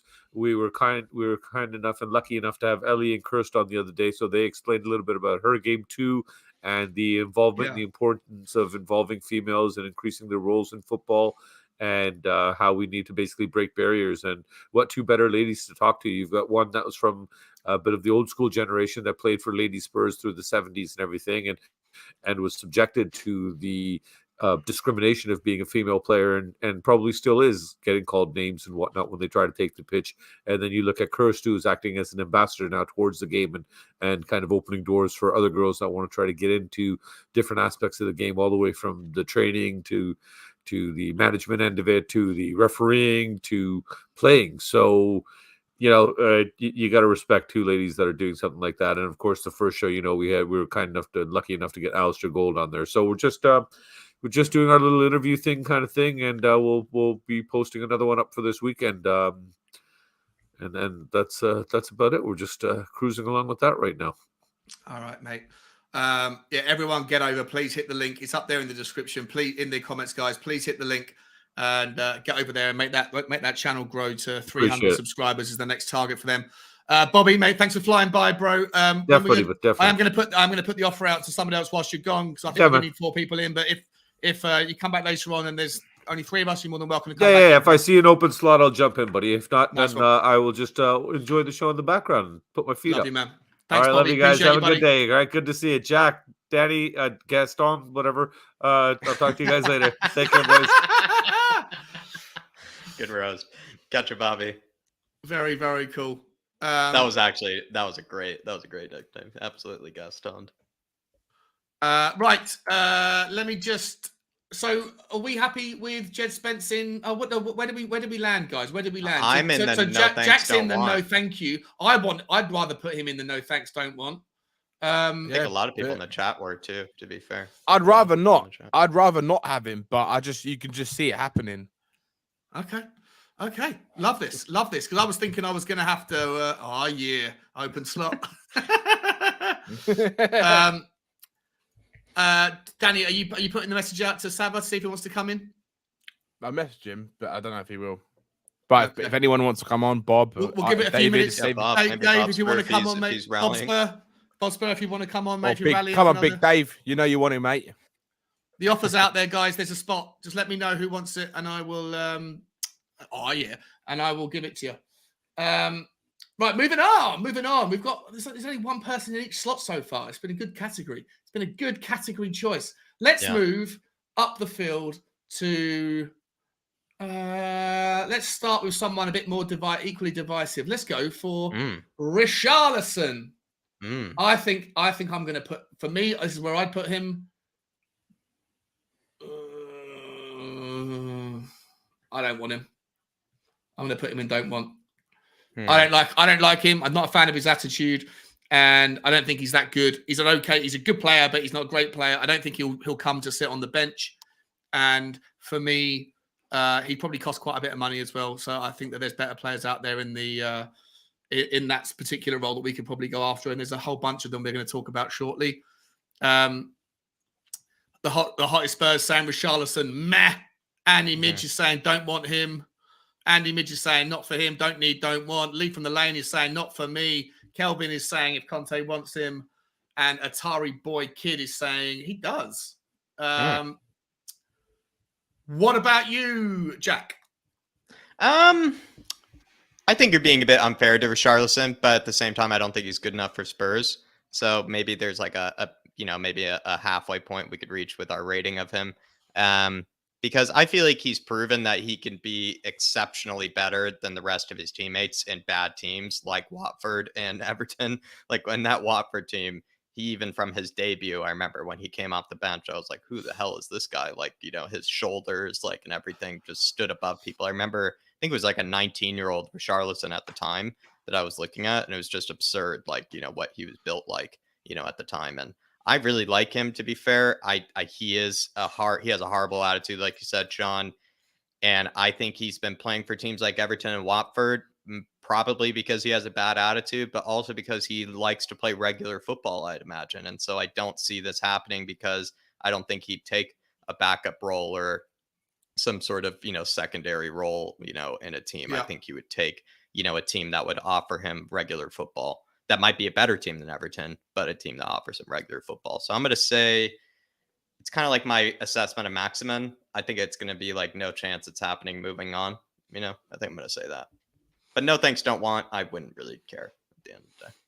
Okay. But I do rate him. I rate him more than other people, I think, do. I like Richarlison. Like, I have a soft spot for him. Yeah, that's I tend to agree with what you're saying. I just I don't know. It doesn't excite me, man. Like if I see him, I think we can do better. I think we can do better. No, yeah, we can. I don't want him. I don't want him. No thanks. You don't want him at all? Okay. No, easy one. I'm agree. Yeah, we could do much better than him. I think he's not consistent enough. I think he's overrated, in my opinion. I think he's way too overrated. I think he's a decent player, but we can do better than him. I think Kulusevski's a far better player than him. Like, he's a far, far better player than him. So why would you want to bring in someone who's not as good as him or a lot less? And like Jack said, he's not going to come to a team that is going to sit on the bench, is he? When he's pretty much Everton's star man. So where I can see him going is someone like Arsenal to be their striker. Yeah, that's where I see him going, and I think that might be the better move for him. But again, I don't think he'll excel there either, because I just think his ability is just not. I don't think he'll ever get to the heights of a top player, in my opinion. 100%. Okay, all right. Marlon, Mr. Green, the new member, my friend, my buddy. I've asked you. I'd love you to come on. I don't know how to get in touch with you, my friend. I haven't got your number. I'd love you to come on if you fancy it. There's still a space. Anyone else who wants to come in, first come, first served. Looking a little bit desperate, if I'm entirely honest, and that's not what I want. I think we're handling it well, Sean. We'll see if we can add, but it's a front three, Sean. It's a good three. We're handling. It's a front three, exact 100%. And you get to get more of an opinion, and you get to get more of an opinion. That's a good point. That is a good point. I haven't given too much away. Let's get on with one of the. How about? Let's go for Gabriel Jesus. Been talking about him. I'm going to put him in the. Mm-hmm. I wouldn't mind him. I'll put him in the yes, but unlikely. I like Gabriel Jesus as a player. I think he's really good. I don't think he'll come to Tottenham to sit on the bench. I think he'd be more likely to go to somewhere like Arsenal or Manchester United, or even potentially Liverpool, where he can probably get a little bit more game time, or like a mixture of being on the bench but having a better chance of winning things like at Liverpool. I just don't think he's someone he turned us down last year. He didn't want to come last year when he wasn't getting the game time. Now he's left Man City. Is he really going to want to leave a club that's always going to win something, but him not play enough to come and play for a team where he's not going to play enough and probably not win something? Or hopefully we will win something, but you never know. For me, I'd like him in, but I don't think it's very likely at all. Pretty easy for me to categorize. Yeah, I think you really summarized that well, Sean. I don't have much more to add, because I feel like he could play across the front three. Like, he's shown that he can play as a right wing. He's shown that he can play as a left wing. He can play as a striker. When given the opportunities, he has put the ball in the net. He doesn't miss as many sitters as another Man City person that I did see in that list of yours. I agree with you, Sean. Like, I just don't see it happening, because he's made it very clear that he doesn't want a backup role. But I do rate him like you. I think he's a fine player. I don't think he's like spectacular or anything, but I think he's a fine player, and he would actually help us out. So I agree. 100%. I think it's going to be either Arsenal go for either him or Richarlison as their striker. That's what I think they're going to go for. Probably him. Richarlison. I really thought that was clever. And also, someone said Newcastle maybe going for Jesus too. That's clever too, to be fair. Or they just agreed to deal with a striker, that Ikiti guy, or whatever his name is, 35 million euros. Who Newcastle have? Just Romano just tweeted it just now. Oh, really? Yeah, he's agreed a 5-year deal. And Lee put it in the comments as well. Did he? So, apparently he just agreed. Apparently they said was it 30 million euro plus 5 million add-ons, and then he just tweeted 4 minutes ago. Yeah, Hugo Ekiti or Ekititi, Ekitike. Yeah, that's how you say it. Yeah, I don't even know how you say his name. Where's he come from?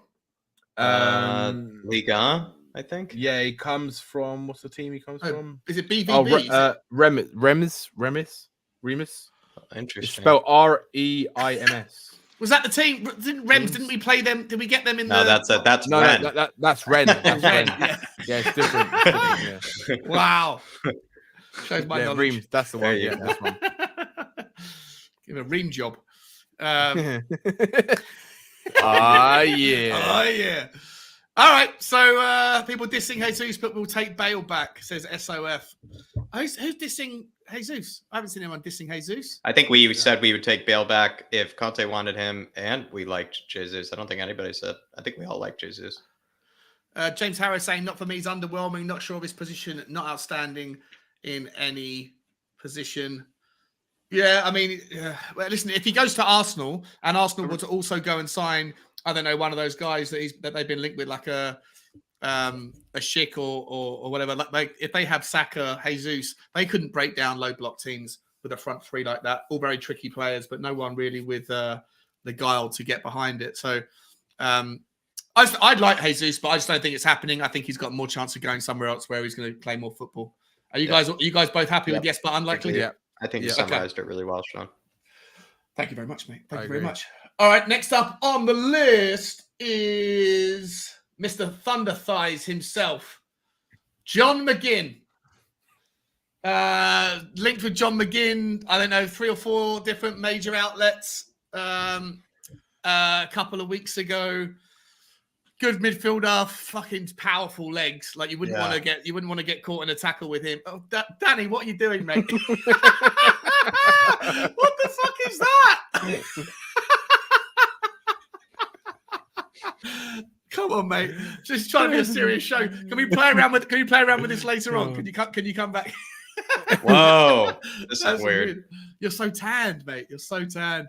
That is hilarious. That is hilarious. How'd you get done at the Donald Trump filter? That's fucking brilliant. I'll show you after. Yeah, you've got to teach me this OBS thing. All right, so John McGinn for me. Listen, great. He's a really good player. He is a good player, but I don't think he improves us particularly apart from in the thigh department.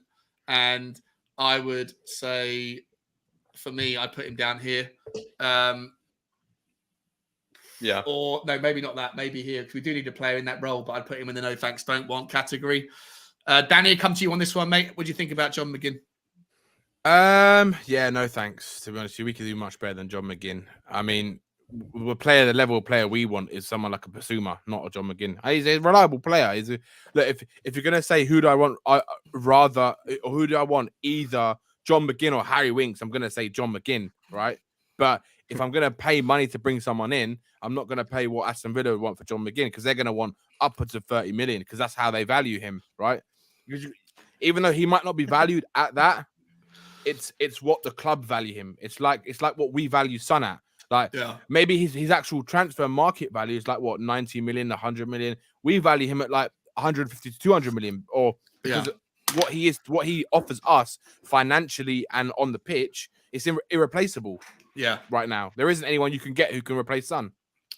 Yeah, so, I'll take your point. There's a difference between like market value and personal value, I guess. Yeah, right, like 100%. And I think John McGinn's crucial to them. Yeah. Okay. Super Tottenham saying he wouldn't take McGinn. I'd rather have Calvin Phillips. I knew I'd forgotten one. Fucking hell! I knew I'd forgotten a name. Damn it! He was supposed to be in my list. I do apologize. We can talk about him afterwards. Jack, John McGinn. I feel like he's Aston Villa's Højbjerg. Like I just don't see them getting rid of him. Like he's just, and also like you said with Bissouma, Bissouma's better than him, so I'd rather have Bissouma. I think that was a great way to kind of frame it. Last thing I would say with him, I like McGinn, but yeah, no thanks, don't want. I think that's a great way to put it. But he does have a fantastic long shot. Like his long shot is actually one of the best in the league. I would say like anytime we've come up against him. Some of the shots he takes from distance, I swear, every single time it goes like 3 feet past the bar. You know, like it's Or never Lloris he has never to make like a brilliant sends it save. into the stands. He misses No. it by like this much every time, and he goes for like some sort of like karate kick as well. Yeah. Like, in certain moments. Like he really is a weird player. He's a weird player, but yeah, I would say he's like Aston Villa's Højbjerg. Yeah, no way. Not going to happen. Not going to happen. Yeah. And it's a no thanks don't want. It's a not going to happen, and it's a no thanks don't want. And that's no disrespect to him again, though. At the end of the day, I agree. Okay, perfect. So can I pick a good one, maybe, Sean, that could be Yeah, interesting since we're talking about midfielders anyway. McKennie, and since I really liked it was either Danny or you that compared McGinn to Bissouma, so I think we should do the same thing with McKennie here. Where do you want to start him off? I don't know. That's why I'm kind of curious. That's why I wanted to pick him, because like with McKennie, it's like I like McKennie because he's a box-to-box midfielder. He's not a creative midfielder. He's a box-to-box sort of midfielder that can like kind of like Soucek, you know, can pop in with the goals, but he's not going to break down a deep lying block or anything. Let me get his stats up. So let's have a look at him. And he isn't a deep lying playmaker like Bissouma is. Bissouma is a deep lying playmaker. So for me, as much as I like McKennie, I'm going to say this is a contentious opinion, and I know maybe fellow Americans might hate me here, but it's going to be a no thanks, don't want. Or it's like a don't need, or something. I don't know which one it is, but it's kind of like I just don't think we need him. Like I really don't know if we need him at the end of the day. Do you know what, Jack? And I like McKennie. I like him, but I just don't think we need him. I really don't. Do you know what, Jack? Right, I actually think I completely agree with everything you've just said.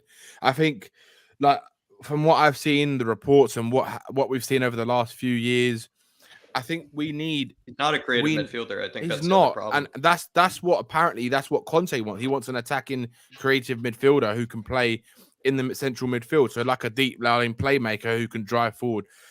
I don't know, but here's the thing, though. He plays high up the pitch sometimes. Like he plays all over the pitch, but he's not going to break down like a Burnley. He's not going to break down a Southampton. He's not going to break. No, he's down not. He's he kind of like a better version of like a Dele Alli in a way. Like when Dele Alli, he's kind of like how Dele Alli used to be, where he arrives late into the box. He's really good in and around the box. Go to complete scouting report, Sean. Just scroll up a tiny bit. There you go. How do I get rid of you? Just press close. Close, yeah. Press close. But yeah, I think McKennie. If I could have McKennie in the squad with a Bissouma, then I would take that all day long. I think he'd be a brilliant player to have in the squad. He doesn't look like he's like what exactly is he? Is he perfect at? He's really good, Sean, at like being a box-to-box threat. Yeah, like he's a box-to-box threat at it. Like he covers a lot of distance. He only makes 40 passes a game. 40 passes. That's in the bottom 17%. He's also had a weird season. Like he's been coming off the bench a lot, and then he's been starting games. He's had a weird season. So when you average out his per 90, it's going to finish at some sort of weird stat. But he's not had an exceptional season. By no means has he had a great season. I just think, he takes a lot of throw-ins. Yeah, that's because he plays like I think he's played like right mid. I think he's played like right mid for them a lot or something like that. Passes out of bounds. He's in the 92. Well, that means in that case, he actually passes out of bounds fewer times. Oh, is it fewer times? Okay, got it. Yeah, fair enough. He looks like he's that's a key stat right there. Go back up there, Sean. Shot creating actions, goal and shot creating actions. So he creates basically 2 chances a game, which is not very many. That's not very many. So when you look at that sort of way, and I think key passes is right above that. Look at key passes above. Just scroll up a tiny bit. Just a bit further. Sorry. Just a bit further. Tiny bit. There we go. Key passes. Decent one there, but like you want him to be near 2 key passes a game, because a key pass is like a pass that leads directly to a shot on goal. And so if he's a creative midfielder, you would want him to have 2 key passes a game, basically. So he only completes 10 medium length passes a game, which puts him in the bottom 8 percentile, right? Yeah. I really like, but I don't know. I just digress and say I really like McKennie. Like I think he's an exceptional player, but I just don't know if we really need him. He's not the player that we're going for. He likes a crack from distance. He's not the type of player he's not the type of player that we need. We already have. I don't know if we could say we already have players like him, but I just don't know if we need players like him.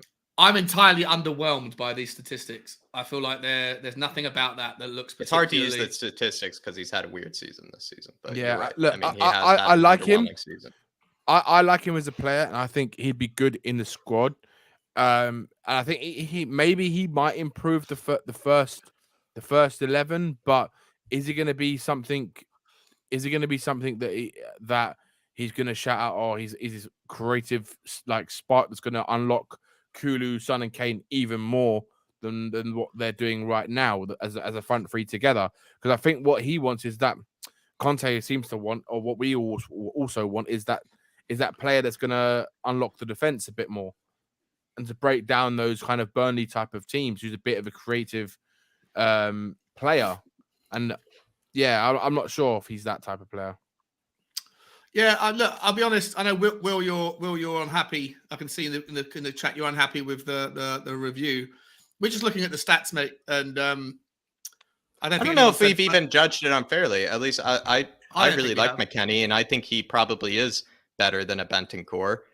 But yeah, and he probably is better than a Højbjerg. But at the end of the day, I just don't know if he offers something that we exactly need, because I think Højbjerg and Bentancur have shown that they are good enough to do what they are good at, which is what we know, which is being clean-up midfielders that can run the show and just be solid defensive midfielders.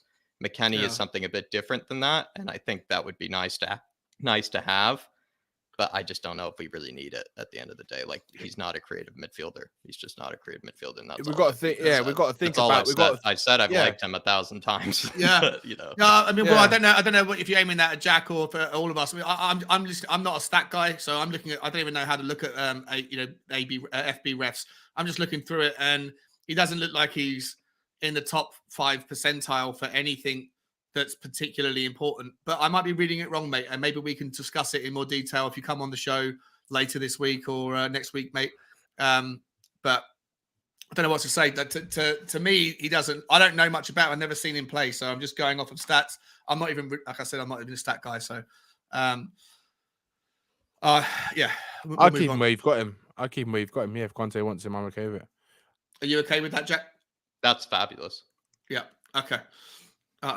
SOF saying, "Oh, he's here to defend." Okay, let's just move on from this one. Yeah, but we're looking at all the. I don't know. Well, I don't want to. That's what I think. It was always going to be midfielder, and we're going after creative midfielders. We're going after creative midfielders. Look, like I said, with McKennie, I would have him in the team because he would offer something we don't have right now. But if it were FIFA, I would swap him out with Bentancur or Højbjerg right now. If it were FIFA, I'd swap him out with Bentancur or Højbjerg. Yeah, it's like, but the thing is, it's like you said, we need someone right now who's gonna assist a lot more from the midfield, and someone who's gonna offer more than what he can offer, or something different than what he can offer. But I would definitely have him for sure, because he will offer a lot to our team, but just maybe not exactly what we need right now.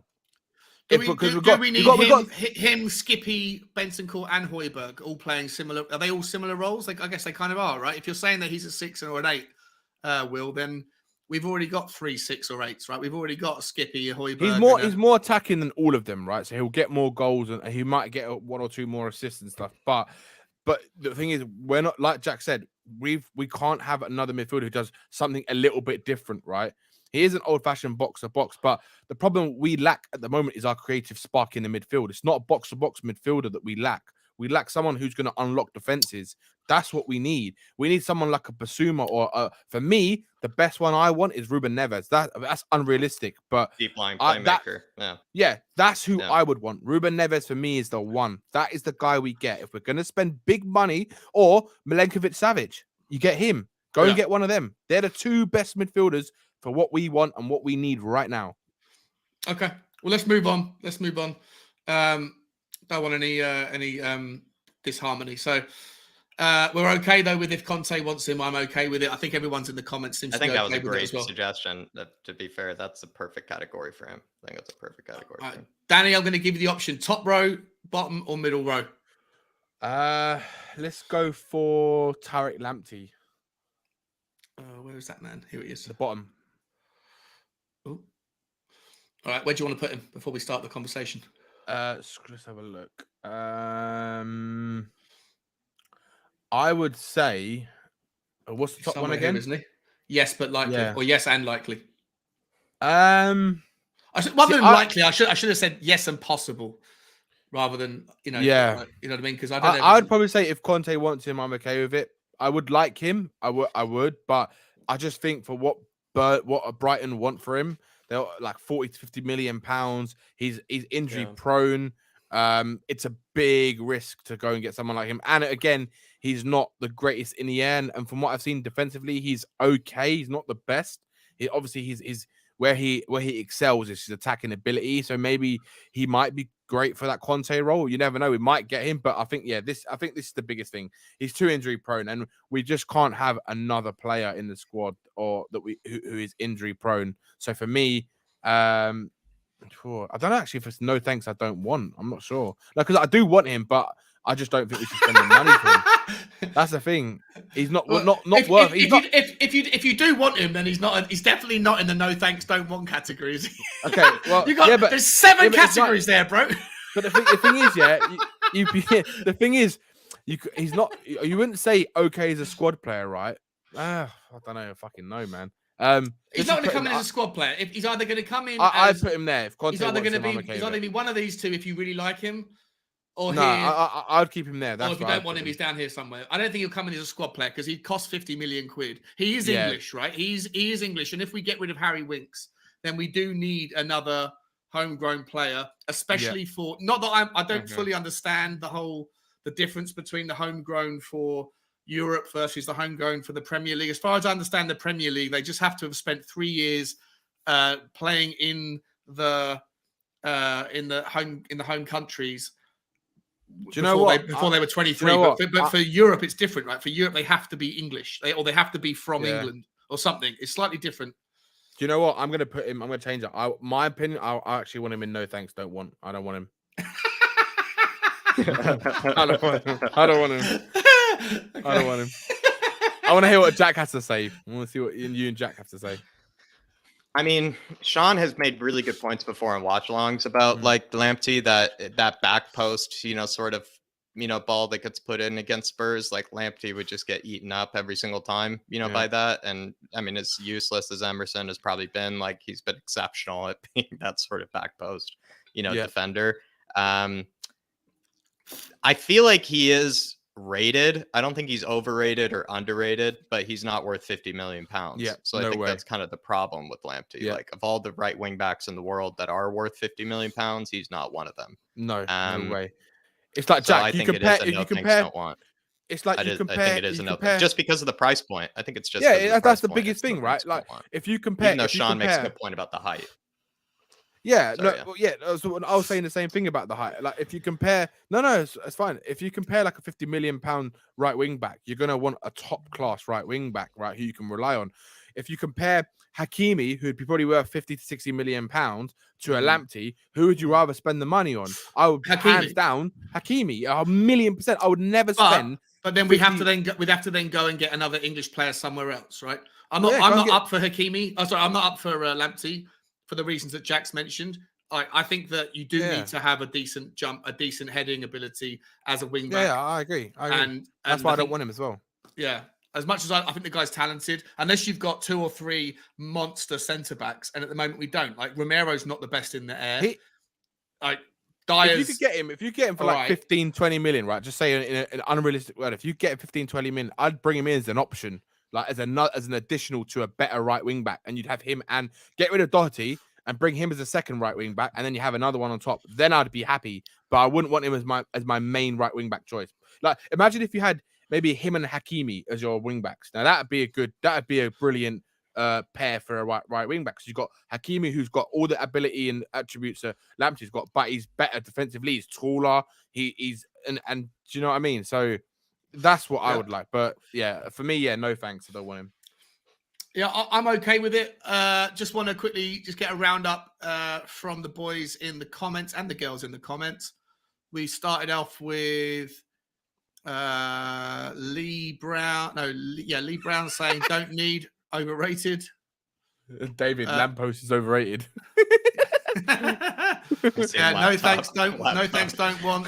Andrew Michael Cooper, big up Andrew, saying Lamptey is too injury prone. Kelvin Fletcher's saying a wet paper bag. Fucking hell, quite the slight that one.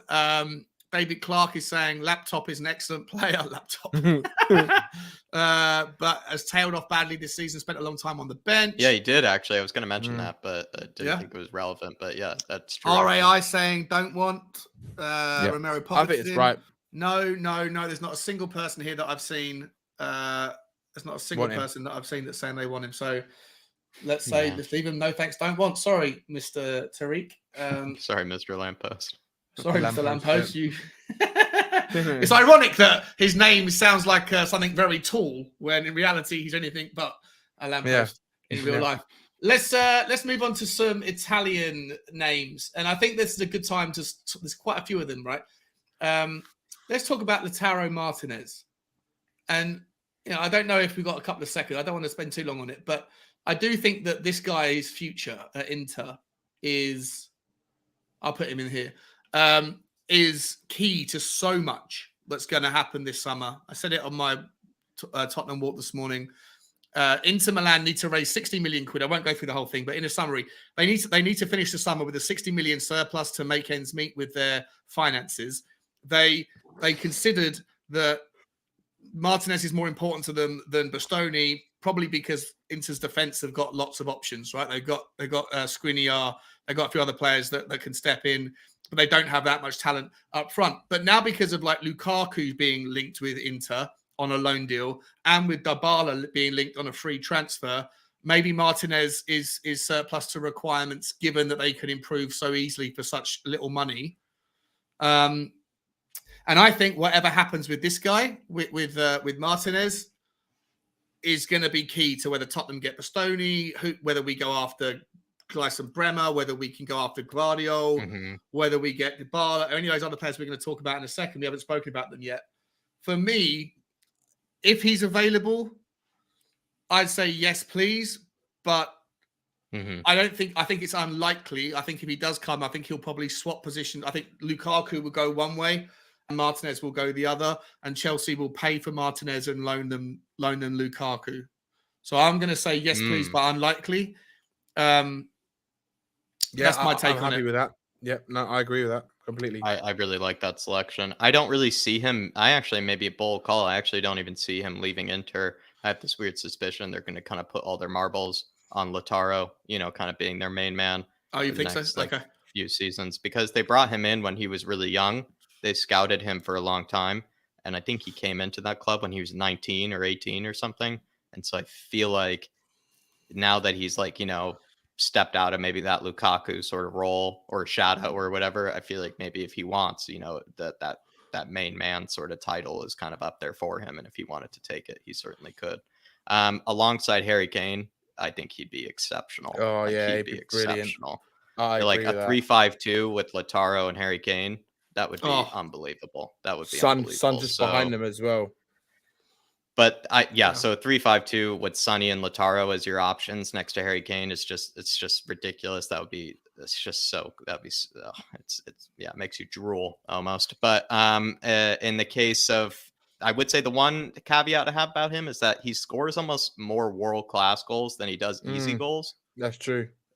I've heard people say that about him, and I can confirm that. I've seen him miss like some easier chances, but then ones that he puts away, you're like, holy crap, like this guy is class, kind of moments. So it's a weird thing. Do you know what he reminds me of? He puts away easier, or he puts away harder chances than easier chances. Jack, it was like a bit like Jermaine Defoe, in the sense where Jermaine Defoe would miss the sitters and then he'd scored his absolute beautiful goals. He would score some outrageous goals at times, and then the really tap-ins and stuff like that, he would miss the sitters. Jermaine Defoe is a little bit like that. But yeah, I think that I would like him in the squad. I think he'd offer a lot to us. I'm saying this based on the options that are out there. I think he would add a lot of value, but I just don't think it's going to happen. I actually think Lukaku might go to Bayern Munich, if I'm honest. There's been talk about that'd be cool.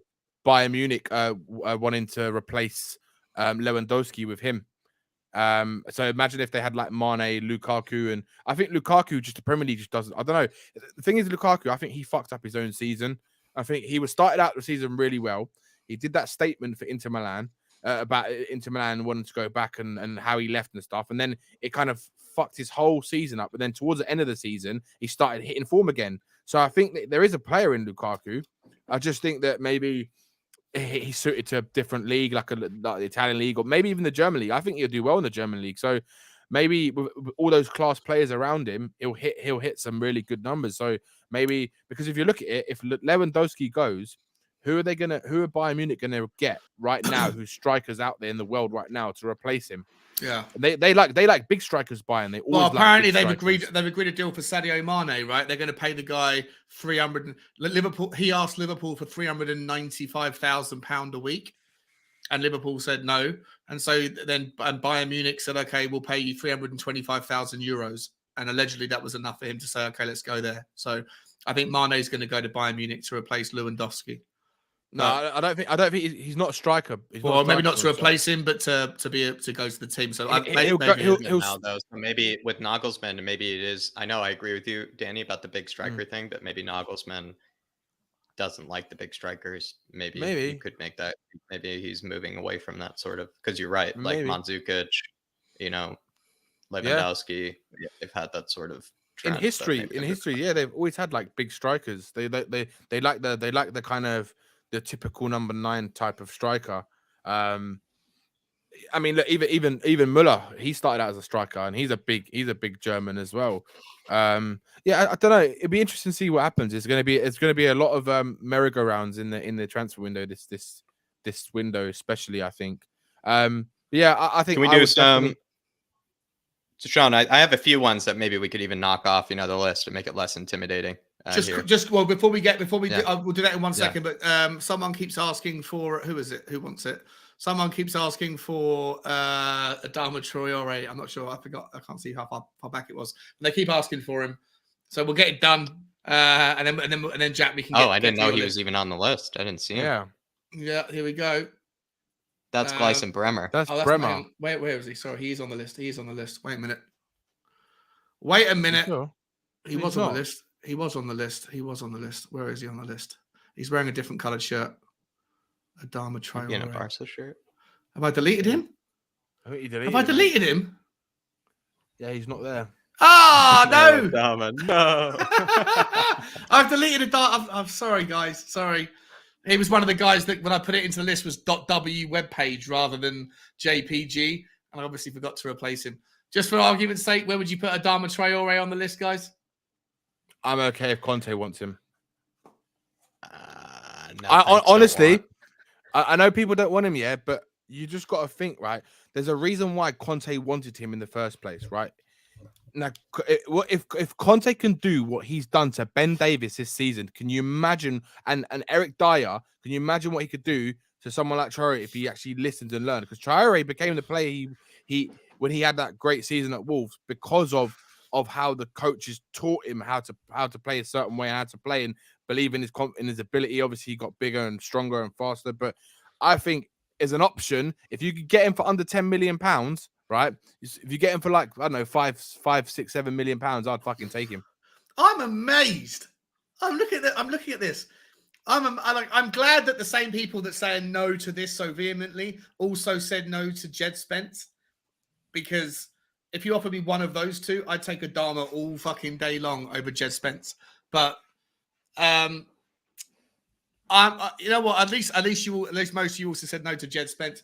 I don't mind Adama Traore. Like, I think that there is a player there, and I wouldn't have him as a starter all the time. But I think that he could be someone that could play a bit of versatility. He could play in a few positions on the right, like we've got Perisic on the left. But we haven't got him in the list anyway. My bad. I must have put someone in twice then. I don't know what I've done here. That's annoying me. Do apologise, everyone who wanted to go after him, but I'm no one wants. People are saying that he'd even rather have Ricky's saying he'd rather have Royale than Adama. Fucking hell. We definitely need to find a right wing back. Okay, Jack. You wanted to call a couple of these ones out to get them through the list? I was going to say Patrick Schick. You could just, wherever you put him, like, Where it's is- just where not is he? happening. Where It's is just Patrick not Schick? happening. I think he confirmed his sort of, he's that Where- guy in the Barmenia, if you're able to read that closely, next to Stefan de Vrij, near the Pau Torres, to the right of Pau Torres. Here we go. Oh yeah, there. Below To Jesse the right, Pau Lingard. Torres. Next to the where Dybala is. See where Dybala Below is? Alexander Yeah. Isak. Oh, here we go. Him. Yeah. Him, No, next to him, him. him. Yeah, him. Yeah, him. You could say no chance it's happening. Moving on. Yeah, I would say there are a couple other ones. What's the latest? He signed with him? he signed Patrick Schick, a I new think deal. he confirmed that he wants to stay with Leverkusen. No, he signed a new and contract. He signed a new He contract. signed a new contract, Yeah, and he he signed a even contract, said when yeah. it came to big clubs, he said like he's been like burned before by big clubs, and like he likes his life at Leverkusen, and he will return to big clubs when he feels like he's ready, or like whatever he mostly said. So that's just not happening. Yeah, he's not going Also- anywhere basically. And also take Romelu Lukaku and probably put him in the no chance it's not happening. Move on. Probably, Yeah. probably. Let's do that. All right then. And we're down Who to else? two. We're down to our last 26. Who's We've got the quite a few. who's the player next to Mukiele? Is that the Svanberg guy? That's really interesting that you put him in there. Matthias Where's that? Svanberg. Where Good is he? call. This Sean one? knows his stuff. Sean knows his stuff. He did Him? his research. He's No, that's next Will to Prowse. he's where's below. he? Where is I he? don't even know. He's Hang on a who are minute. the guys off to the left? I've Like got my list. I've got Cucurella? my list here. I've got my list here. Some of these people I haven't seen before. Svanberg is. Where is he? Where is he? From Where is he? Bologna. I think he's from Bologna. Matthias Svanberg. He is this guy. Matthias Svanberg been linked with us today. I think he's a don't need. I think he's a don't need because he was basically going to be like what Bentancur has been for us essentially. But he is. Whenever I saw like one, I've seen only one game of him. He's almost like kind of like a Tony Kroos, but nowhere near as good. But he's kind of similar to him, I would say. Apparently, Bologna. I saw on a list today saying Bologna have offered Tottenham and 3 other clubs 6 of their players as they're trying to raise funds. And Svanberg, because he was linked with Tottenham back in November for the January transfer window, I didn't put the other 5 in there, but I thought I'd put him in. I did his highlight reel and his low light reel. His highlight reel looks really good. His low light reel doesn't look that bad either. So I think he looks okay, but I don't know too much about him. Danny, your thoughts on him? Yeah, I'd say don't need. I agree. I don't know too much about him as well, but I just think there's better players than and again, he's more of a defensive-minded player, and we don't really need a player like that. We just need someone who's attacking. So yeah, don't need. I'd say. Okay, don't need. Let's get on. Do we do Dybala? Is it should we get rid of Who's Dybala? the guy next to Dybala on the left in the Benfica shirt? That is Nunez. Darwin Nunez. Oh, Darwin Nunez. Oh, okay. Let's deal with him. Let's deal with Darwin Nunez. Is it? Would you love him? For me, he's in one of these. He's in one of these. But unlikely for me. Yes, but unlikely. Yes, but unlikely. Yeah, they want way too much money for him. They want like 100 million euros or something close to that. And yeah, I think if anyone's going to probably spend that money, it's probably going to be someone as dumb as Man United. So yeah, for me, it's unlikely. I would like him, but not for 100 million euros. No way. I mean, he could be the next big thing, but he also could be for next shit show, right? But yeah, of course. But he's not going to come and play second fiddle to Harry Kane, and you're not going to spend 100 million on a player who's going to sit on the bench most of the time because you've got the best striker in the world in your team. Yeah, it's not 100%. happening. So Jack? yeah, I'd say unlikely. Yeah, just way too expensive. I'd imagine he's not going to be playing a backup role. Any place that he's going, he's going to take the spot that's offered to him where he's going to be trusted as the main man. If Arsenal want to pay 100 million, 70 million pounds for him, go ahead. I don't know. Like, I doubt that even if that did work out, like that's still probably overpaying. So yeah. I don't know if it's a yes, please, but unlikely. Yeah, I think it is a yes, please. Yeah. Because at the end of the day, I don't know enough about him. All I can tell is that he's an extremely hard worker. He has a good finish on him, and he's very quick. He's actually quite tall as well, quick. isn't he? He's very tall, very powerful, quick. He's actually kind of like, he's not like Holland, but you could take some aspects of his and relate it to Holland. The fact that he's like a big guy that's like quick and like can finish and like. Jack, I've got a better comparison for you. Like that. I've got a better Could you guys? you. I'm just gonna bust him for a wee. I'll be back in 2 seconds. Problem. Right? All right. Would you not say he reminds you maybe more of a younger Dzeko? Edin Dzeko. If Dzeko had pace, if Dzeko had pace over. But he wasn't slow though, Dzeko. I love Dzeko, believe me. That's a good comparison. I love Dzeko, yeah. In his Dzeko early Man City days, he was phenomenal, wasn't he? He was brilliant. Even now with Roma, like for a long time with Roma, he was absolutely sick. And even this year with Inter, he's been pretty good as well. I've always loved Dzeko. I kind of see what you mean, actually. I think that is something similar, but he has like actually a bit of speed about him because he presses. He presses like a lot. Like he's constantly like it's almost like Carlos Tevez kind of esque, where he's just constantly just running after players and like things like that. And so maybe he's like a Carlos Tevez Dzeko sort of mold. Maybe that's what it is. If Carlos Tevez and Dzeko had a baby, that would be a powerful striker. That would be a strike. I think most the composure of Dzeko, but then like the pit bull nature of Carlos Tevez at the same time. Exactly. And Tevez as well. He was a composed finisher himself. He was one of my favorite players. Carlos Tevez. Carlos Tevez is one of my favorite. I like that. I actually like that. But it is a yes, please, unlikely. But yeah, supposedly he's going for like what. I mean, he's basically going for what Joao Felix nearly went for. When you kind of look at it. So as much as like Joao Felix is also a brilliant player, like you really look at it, it's like no way was he ever worth 100 million. No way. Like pounds. And like despite how good these players are, they're never worth that much. No, I mean, would you if they said to you, look, we'll take 50 million euros for Darwin Núñez, would you say yes, please? Unlikely. Would you change that opinion if the fee was available 50 for million? 50 million? Yeah. Because 50 million. I think I would say yes, please. Yeah. I think he would stay in the same category. I think I'd still say yes, please, but unlikely. Because I What still would don't make see it him unlikely coming to then? Spurs because I don't think he's going to play a backup role. I don't think he's playing the backup role. And this is funny about the backup role. Like people say like, like, oh, it's not really a backup role, and I'm like, it is like at the end of the day, like even if it's like 15 more games than other backup players get, like we play with a back three, we play with a back five, we play with one less attacking player. Like by nature, we play with one less attacking player because we do the back five system. So it's just like we can't actually have 4 attacking players on the field sometimes. And that's why I do think it is inevitably a backup striker role. Like it is inevitably a backup striker role. And Sonny's already technically our next best backup striker. So you have to find somebody that's also better than Sonny as the backup striker if you want to do that. So is it Núñez even? I don't know. We're getting into different stuff. I should shut up. We're getting into different stuff now. It's a good point. But it's like, I think if they're going to get a striker, they've got to get someone who can compete with them two, and we're never going to get anyone as good as them two, because that just doesn't happen, especially with what's available out there right now. And like you said, we do play with only one lone striker, whether that's Sonny or whether that's Kane, who's the furthest forward. And I'm not saying Son's our backup striker. I'm saying he's our second best striker. Essentially, he's our second best number 9. He does start. Yeah. All right. So do we all agree that Darwin Núñez was desirable? Yeah, but that's unlikely? a great category for him, no matter what. All right. Let's go for the big man that I thought was a damage. You understand why I made the mistake? Oh, the shoulders. The shoulders. Built like absolutely. The only thing is different. He's got dry arms rather than the silky Vaseline. Yeah. It's got dry arms. Yeah, that was the key. This is another part of this whole like Lautaro Martinez transfer merry-go-round. Yes, please. Unlikely. Yes, that's a great category for him. Yeah, he's essentially another Romero.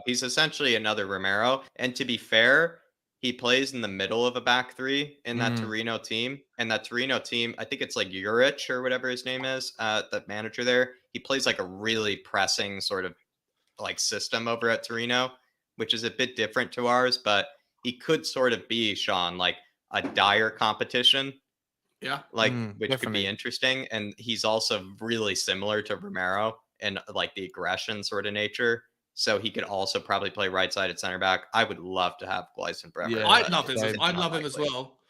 The only reason that it's unlikely is because he's agreed terms with Inter on like a 3 million or whatever it is deal. It's that merry-go-round I was talking about. It's like the idea is Bastoni comes to us, they get Bremer for the money that we give him. Essentially, that's kind of the merry-go-round that probably is most likely going to happen. Inter, whatever happens at Inter, what they decide to do is going to affect us and a few clubs massively. I'll be honest. I'm a little bit concerned, guys. We've gone through 5, 9, 10, 12, 13, 14, 15, 17 of the 40.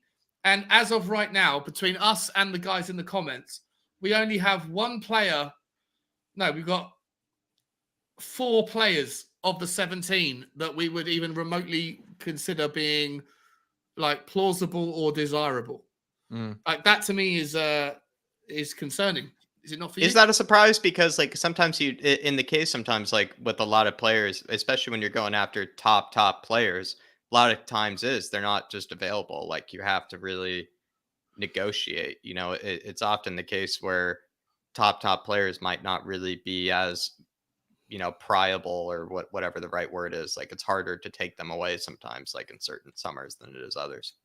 Like the thing with Sergei Milinkovic-Savic, even like the player that I would go after for that creative midfielder role, like he still is like his contract's up in 2024 or something like that, or 2025. So at the end of the day, like Lazio have all the bargaining power in the world. Like they can still say like, yeah, no, we're only accepting 90 million, you know, and things like that. So that might be the situation why we're in so few yes, please, and likelies. Might just be because it's hard to get some of these players. And because in the case of those 3 strikers, I mean, none of them are going to play behind Kane.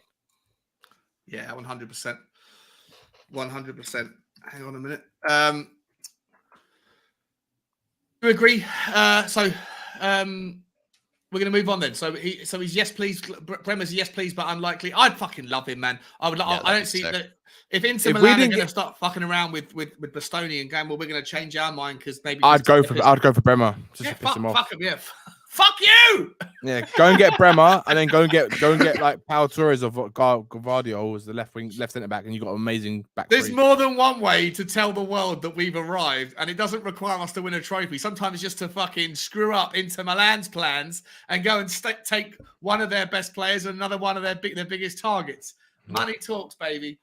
Money talks. Okay, next up on the list, ladies and gentlemen, let's go for this fella. We're bringing it back to England. We're going to stick with the left-back department. Not that the last guy was left-back, but we're going to stick with him. Mark Cucurella, also known as Brian Daigle.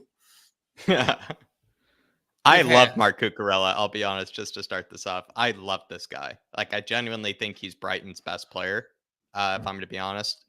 He plays left wing back. He's proven that he can even play as a left-sided center back. I mean, he absolutely marshaled Kulusevski that day when he played as a left-sided center back. He made it, you know, life not very easy for him. I think he's exceptionally gifted technically. He's probably not as good attacking wise as maybe Kostic or like a, you know, or a Perisic, but much better defensively while still being really good, I think, attacking wise. Yes, if you look into his numbers, it doesn't look like he's that great attacking, but that's because he's played all over the pitch this season. He's played like everywhere from like left-sided center back to left wing back to left wing to center mid. Like the guy's played every position this season for Brighton, and he's probably their player this season. If you ask me, I love him. I would say yes, please, but unlikely. That's what I'm saying. Yeah, I agree. Much better than Reguilon in every way. Much better than Reguilon in every single way.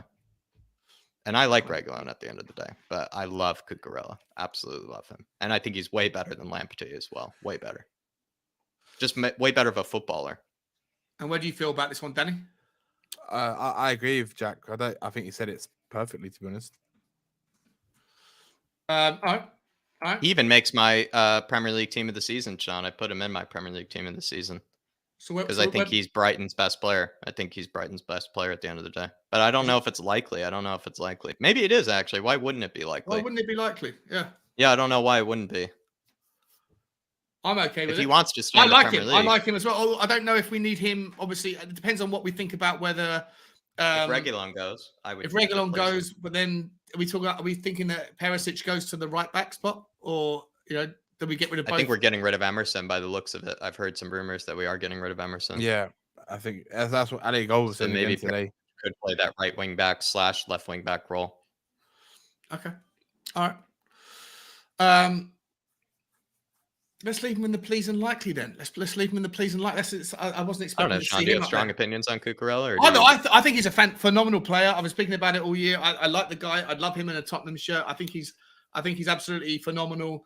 I would just like to, I'd like to understand what the Perisic role is. If he's going to be left wing back, and specifically left wing back, and if we presume that Reguilon's leaving and Sessegnon's staying, then for me, I'm worried about the idea that we have a 33-year-old who, look, I'm not worried about his age because I think he's phenomenal, but I'm a little bit concerned about having a 33-year-old and a guy who's so injury prone. Yeah. That to me, like, I don't know if you can afford to have someone who's going to, if we play 50 games next season, if Sessegnon's injured again this summer. He went away to the England under-21s or whatever it was, and we got removed because of injury. Once again, the guy can't go more than a month and a half without getting an injury. So for me, it's super fucking risky to have a player who's 33 as the guy who's, and he's got injury, like he's been injured a little bit as well, Perisic. So like I don't know what Perisic's role is going to be, but he wasn't injured this last season. You are right, though. He could be injury prone, but he wasn't injured this last season. He played like 41 games or something this last season. Like he's got a good injury record actually in terms of he doesn't hardly gets injured. Yeah, no, I get it. I'd love Cucurella. And I think it is likely. Like, why not? Like, even if we're not heavily linked with him, why not? Like, why couldn't this transfer happen? I agree with you, Sean. Yeah. All right. Okay. So we're going to put him in the likely. We'll put him in the likely category. Who? Cucurella? Yes, please, and likely. Yeah, why not? No, not likely, man. They want 45 million for him. Okay, it's not going to happen. So no way. No. I love him and I want him at Spurs, but no way is it likely. No way are we going to spend that much money on Cucurella. Not when we've already bought Perisic, right? And we're going to get away with that one. No way. I can't disagree with Danny. I really can't. Here's what I would say, Danny. What I think the point I was trying to make was why couldn't we go after him and why wouldn't he want to go to Spurs? Oh, he would go to Spurs in a heartbeat. But yeah, you're right. Like 45 million. Do you see us spending that much after Perisic, even though we got him as a free? Maybe not. Yeah, I think if they're going to spend money on a wing back, get Kostic. If anything, because I think we should come on to Kostic next. But if anything, if you want to get another left wing back, go and get Kostic because he's £12 million or 10 to 12 million pounds. He's in his final year of his contract. He's playing in the top, the highest form of his life, right? And that way he's 29, so he's got like 4 more years on Perisic, and you've got someone who's also versatile, who can play as a left winger as well. So you can rotate all of the Perisic and him. And then go and spend the biggest money on a right wing back. That's where I would spend the biggest money, not on. I'd love Cucurella, but I just think spending 45 million on him is it's a waste of money for what we actually need to get into the squad when we've already got Perisic. That's why I'd say it's unlikely. I just don't see Spurs paying that sort of money for Cucurella. Well, let's move up this guy here then. Let's move him up to Kostic. Just talk about Kostic right now. I'd love it. Yes, please, unlikely, or are we getting too ahead of ourselves? I'm in the middle of this because my opinion on him is that we've spoken about this before, Sean. That I believe that he's a player that we can sign and we should go for, but because of Perisic, I've just got a funny feeling that he's the type of player where he's an opportunity, right? The type of deal to bring him is an opportunity, but I feel Spurs will go for their other targets first, and if he's still available, then they might look to bring him in if they feel that they need to. But at this moment, I think that because they've got Perisic, I just don't feel that there's that urge from their point to go and bring in another left wing back, because probably Conte feels that Perisic and Sessegnon is enough, but from the fans' point of view, we don't feel it's enough because we know Sessegnon has a lot of injury problems, and to go through a season where you've just got Sessegnon and Perisic, it's always that hindsight thing, right? Because it's like, is it going to be a chance where both of those players are going to get injured at one point? We don't know that, but we get the point that if Sessegnon was injured and he's out for a long period, then we're going to be quite fucked because we're going to have to rely on Perisic for every single game. So that's where you kind of, it's the, look, I'd probably say, yes, please, unlikely at this moment. That's what I would say, but you guys can choose. Yeah, I think, well. Yeah. Yeah, I think you're probably right, mate. Fucking hell, we got fucking no. We're not signing anybody the way we're going, boys. 150 million none spent. This is the problem. Let's find someone that we think actually can make it in. Who have we got here? Bastoni, right there. Here we go. Bastoni. Yeah. Okay. Are you putting him straight to the top? Easier. Yeah. Yeah, straight to the top. Yes, please, and likely. Yes, please. Everything's pretty much the only thing that's holding him back is the fact that Inter might be he might have a huge attachment to Inter. He's still quite young. He's, like Inter is now going through that revival anyways, so maybe he wants to be a part of that for a bit longer. But apart from that, like every other reason he would want to sign with Spurs. I mean, Premier League, more money, better competition, Antonio Conte. The only thing that's keeping him at Inter is like if he has that sort of sentimental attachment to it. Yeah. Yeah, I agree. Welcome back, Bobby. Yeah. Hey, what'd I miss? You guys we- want to just quickly we- recap the last 40 minutes? We basically put everybody in. We're Yes, finding please, out we're not unlikely. signing anyone. Yeah, we're not signing a fucking. That's bee okay, this so I game. didn't miss anything. All right. Let's put Bastoni in the yes, please, and likely category, but obviously it depends on him. Really, it's all down to him, isn't it? Whether we get him or not. Yeah, because what is it? Something about he doesn't want to leave Inter? Yeah, he wants to like get reassurances from Conte that Conte's going to stay. And that's what I was saying this morning on my Tottenham Walks thing, that Conte's only going to stay if he gets success, and success is more important, more likely if we get players like Bastoni. And so it's a chicken and the egg. Bastoni won't come unless he knows Conte's going to stay. Conte won't stay unless he gets Bastoni, because Bastoni equals success. So he's got a lot of convincing. Right. Gotcha. I'm not sure. What are your thoughts, mate? You know what? At the end of the day, obviously we all want him there as a player. He's fantastic. I know when I was in the car, I was listening to you guys, you were going on about Bremer and how great he would be. But isn't there a deal already in place with him with Juventus? No. I think there it's was a deal with Inter. Inter. With Inter. Okay, sorry, Inter. Yes. The deal's not in place. It's the same sort of thing as what we've got with the Bastoni. It's like personal terms are agreed, but the club and pretty much fee. Yeah. Yeah. Okay. It's just a case of signing on dotted line. Gotcha. And sorry, can I just ask a quick question? Who's this guy above me? Just come back to the real life. Had to leave. Gaston had to leave. Hey, Danny, long time, brother. All right, we're going to move on to let's get someone more exciting that we can talk about in a bit more detail. James Ward-Prowse. Lots of links with this guy, loads and loads and loads over the last, week and a half, 2 weeks. Plus, we were linked with him in January. I'll let Jack pick where you want to put him to start with, mate. James Ward-Prowse is an interesting one. Yes, please, but unlikely is probably what people will all say, and I'd agree with that. Here's the thing, though. I'd actually probably still sooner take Bissouma more than I would take James Ward-Prowse, and I'll explain. Because, again, I'd rather have a player that is more of that deep-lying sort of playmaker. I think James Ward-Prowse could do that, but he doesn't always strike me as that sort of player. Not, it just doesn't, right away, scream that sort of player type. So I'd be interested. Then again, though, we do get a lot of free kicks that we do absolutely waste, and that would be probably 6-7 extra goals, which could really help you out at the end of the day. Yeah. I would say take him, but he's an interesting player because he's different from the rest of the midfielders, because we all have to admit, as much as, we maybe like James Ward-Prowse and everything, the thing that really is carrying him into people's teams is that free kick and that set piece specialist ability. It's not other parts of his game that's getting him into this list. It's, the free kick and set piece ability. And are we going to become a set piece specialist team? I'd love to become one, but you kind of have to think about all those things, I think, when it comes to James Ward-Prowse. Maybe he is someone we take, but maybe not the first choice. Maybe not my first choice, actually, I would say. I agree.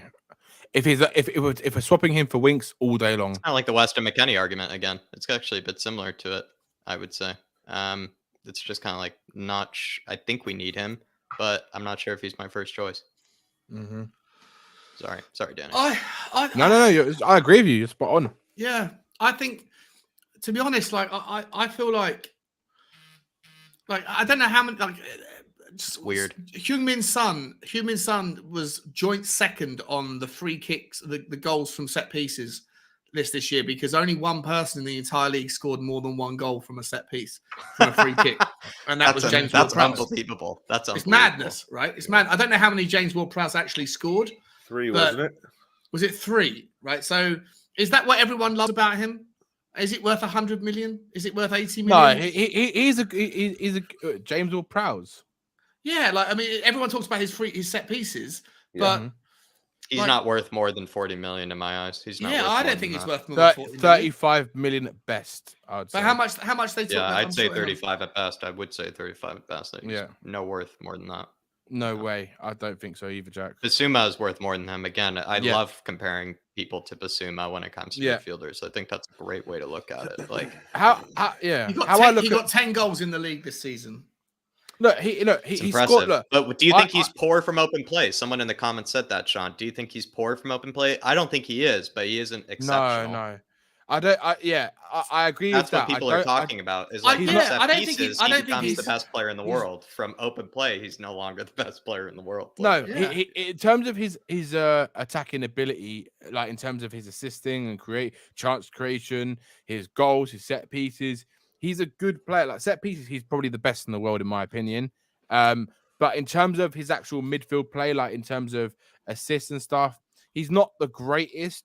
He's not the greatest, but he does score goals, even from he's a good long range shot taker.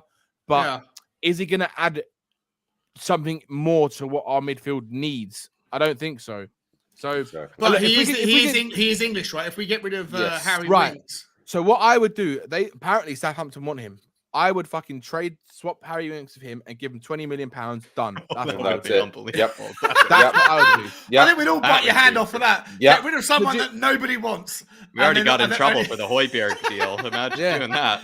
Could you imagine if we could do that deal? I will bite everyone's hand off for that deal, and I'll take it all day long. They should be happy with us for the Højbjerg deal. Southampton fan, as a Tottenham fan, if we did that, I would be scared around any Southampton fan. Like, I think they would hate us for the rest. Why? They should be happy with us. We did them a favor. KWP's been fantastic for them. Yeah, Lee Brown's saying that he scored 1 goal from open play, but I'm saying that he scored 10 goals this season in the Premier League. I saw Scott put in here that he scored 4 free kick goals. So you can't take away free kick goals. Like you just can't. Like free kick goals are unbelievable. Like Sean even just said, the fact that only one player, there's no other player that scored more than 1. Like at the end of the day, like that is unbelievable that he can score that many from set pieces. At the same time, I feel like he's not poor from open play. Like he's not poor. Is he exceptional? Maybe not. He's not an upgrade. That's what makes him a strange player, though, because set pieces are more important than people want to admit, and even I want to admit, probably. So I think yes, please. I think it's still yes, please, but unlikely, Sean. Believe me, I think it's still yes. I agree with that. Or maybe it's actually again, it's the same thing as Weston McKennie, where it's like if Conte wants him, maybe it's the same thing. Yeah. I think it's the same argument as Weston McKennie. That's a better it's one. like it's the same argument I made with Weston McKennie. It's like I really like him, but maybe we don't need him. Like at the end of the day. We are fucking struggling. There's 40 players. There's only people left. 2, 4, 6, 8, 10, 12. There's about 16, 17 players left. And so far, we've only found 2 players that we that we all want. They got fine taste. They got fine taste. I like it. Honestly, for JWP, honestly, for me, I put him in the no thanks, don't want pile. The only reason I would want him is the fact that he's English and homegrown. I know my best buddy in the community here, Brian Daigle, is a massive fan and loves him, wants him here, wants to touch his little James Ward-Prowse and make him happy. But I'm on the other side. I don't think the guy offers anything. He is a good player on Southampton, a great player on Southampton. Is he going to be a great player on Tottenham? No. When we look at our midfield and the fact that if we could really, really get I'm talking a world-class midfielder. I'm talking Savage. I'm talking somebody in there that's going to make a real fucking difference. Not that's going to be maybe he's a better option. You get me excited, Bobby. You know, who's that man? Who's that man who's going to get fucking Savage? Oh, fuck, that was somebody in there, man. Savage could be Savage. They can make Savage, bro. I'm telling you. Even I think McKinney's a better option. I don't even think I have him just on my list. don't think for me he's don't want him. I don't. Not for the money, not for everything that comes with him, for what he has to offer other than free kicks in terms of what he does in open play. No, not for me. I think if you trade him for Winks and you pay a bit of money on yeah. If you could do Winks in 20 million, yeah. If there's somebody stupid enough at Southampton to take that deal, then yes. Sorry, if they're watching the stream, if there's a genius person enough that's there at Southampton that's willing to take this deal and make Really themselves savvy. look like superstars, then yes. Or somebody that, maybe over at Lazio Savic, is that right? Yeah. Lazio. So if anybody at Lazio, how the fuck did I forget him? How did I forget him in my list? I've done a really poor job. I know. Can you add people retrospectively? To be fair, you got like 200 players here, buddy. So if you missed one or two, it's all good, bro. I loved your opinions, though, Bobby. I actually loved your opinions on JWP. You were very brave there, and it's good to see. I like that. Yeah. Good. Yeah. Okay. I have the odd moment, Jack. Thank you. I think that was it. So I might as well leave the stream. No, but I was saying, it's good to show a bit of bravery. I tried to show a bit of bravery earlier, and didn't go what's so interesting? Well, but that's the difference of age too, Jack. That's the 25 years I've got on you there, buddy. I don't care. Maybe so. Love it. We put Christian let's try to find another yes, please, and likely, maybe. Just to make ourselves feel better. Is there one in there? It's interesting. We put Christian Eriksen and James Ward-Prowse in. If Conte wants, I'm okay with it. Of the two of them, given that one of them is free and one of them would cost you Harry Winks plus 30 or whatever, would either of those two get the nod just on a comparison? Because someone here's asking, who is it? Adama Cruz saying, I'd much rather go for Eriksen than James Ward-Prowse. It's an interesting comparison. Who would you guys? I think I'd have Eriksen.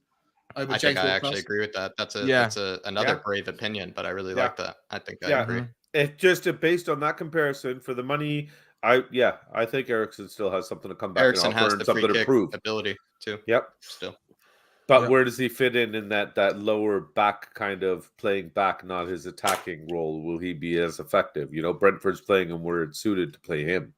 We won't play him where it's suited to play him. So that's something to be considering as well. Whereas JWP is that further back line kind of midfielder that would be able to come out and play out of there. But for me, I'll take Bissouma over both of them, to be honest with you. Okay. Yeah, I like that, mate. I like that. Right, new name that's come out just yesterday. Yeah, and his name is Koulibaly or something. Koulibaly, yeah. Cornflakes Koulibaly. Listen, fantastic player. Can play at centre back or central midfield, a defensive player. I love him. I think he's an absolute beast of a player. And I think he's probably, in reality, I think he'd be like fourth or fifth choice behind, like a Bremer, behind the other centre backs we're linked with. But he's dropped into the list. I don't know where you put him in here. No chance it's not happening. I think it's the original one you had him in there while you were moving him up. I think that's probably where it is. No chance it's not happening. Because with the no chance it's not happening, it's kind of like with Patrick Schick. Look at the players that are in there. It's not like we don't rate these players that are get there with Saint-Maximin, Patrick Schick and stuff. Like we rate these players. It's just they're not happening. Like they're just not happening the Spurs. 100%. That's what that category is. That's a great category, Sean, because that's why I get to put those players in. It's like I really like this player, but he's not, he's not coming. It's not going to come, so move on. But would that not be soft spot category? You put him in don't need, by the way. Bun. Oh, did I put him in? Oh no, we definitely need him, but it's just not happening. Okay. So you wouldn't put him in. You wouldn't put him in. Yes, but unlikely. Oh, I guess that's. But I guess the yes, but unlikely is like. Yes, but unlikely. If you look at all the players in there, there's still like a relative possibility that we could actually go for them. Yeah. Whereas if you look like that, no chance it's not happening. All those players, I can confirm that like we're not going to be able to get. Whereas like if I look at all the ones in the yes, please, but unlikely, Spurs theoretically could go after these players and could get them. Yeah, that's true. Maybe that's true. But hopefully we stick with. I think we unintentionally kept it that way. Hopefully we kept it that way. That's a good way to say it. Yeah, no, I agree. Oh, Lautaro Martinez scored a goal, by the way, in the final. I heard, I just saw it. Right, I'm going to come to you first on this one, Bobby. Matthias de Vrij. Sorry, Stefan de Vrij. Matthias Stomberg. Yeah. Matthias de Vrij. For me, He goes straight right there. You right where you got him. If Conte wants him, and I think it could be there. You know, Sean really likes him. You That's think right. Sean really likes him. if Conte likes him, then 100%. I love this guy, You wanna put him and there, he do can you? play. He can play center back I or think left it's center likely. back for us. You think it's likely? Are we I linked to think it's him though? likely. At that price, yeah, okay, I'll agree with you, Danny. 15 million quid. Yeah. The only thing that would stop me from putting him in likely is the fact that are they going to sell 2 of their centre backs to us in the same season? No, but yeah, Skriniar's not going anywhere though, and they've got an amazing array. Right? Yeah, maybe. Danny does have a point though. Do they sell us Bastoni and De Vrij in the same season? It's a good point. It is a good point. If De Vrij ends up saying they need the money, we absolutely raided her in one season. It's an Inter Milan raid. Yeah, literally. The only thing is, right, if De Vrij doesn't get snapped up this summer and doesn't sign a contract, I guarantee you they'll go for him in the next window. I think he is leaving this summer. So then, if he does leave, then there is a possibility. Then there's maybe it is likely in that. Well, I guess he'd make more money. Yeah, if he's going to leave this summer, then he's an upgrade on Dyer, 100%. If we don't get Bastoni, I think we definitely go for him.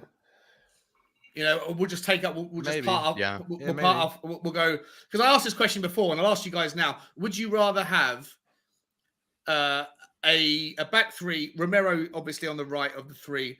Would you rather have, if you had to keep one of our current 2 left centre backs or central, Davies or Dyer? Would you rather keep Davies and improve on Dyer, or would you rather keep Dyer and improve on Davies? Ignore like Bastoni versus De Vrij. Just like if the same quality of player could be replaced, who do you value higher, Davies or Dyer? Davies. That's a great question, right, Sean. It's Davies. Yeah, Davies. I agree. Right now, Davies.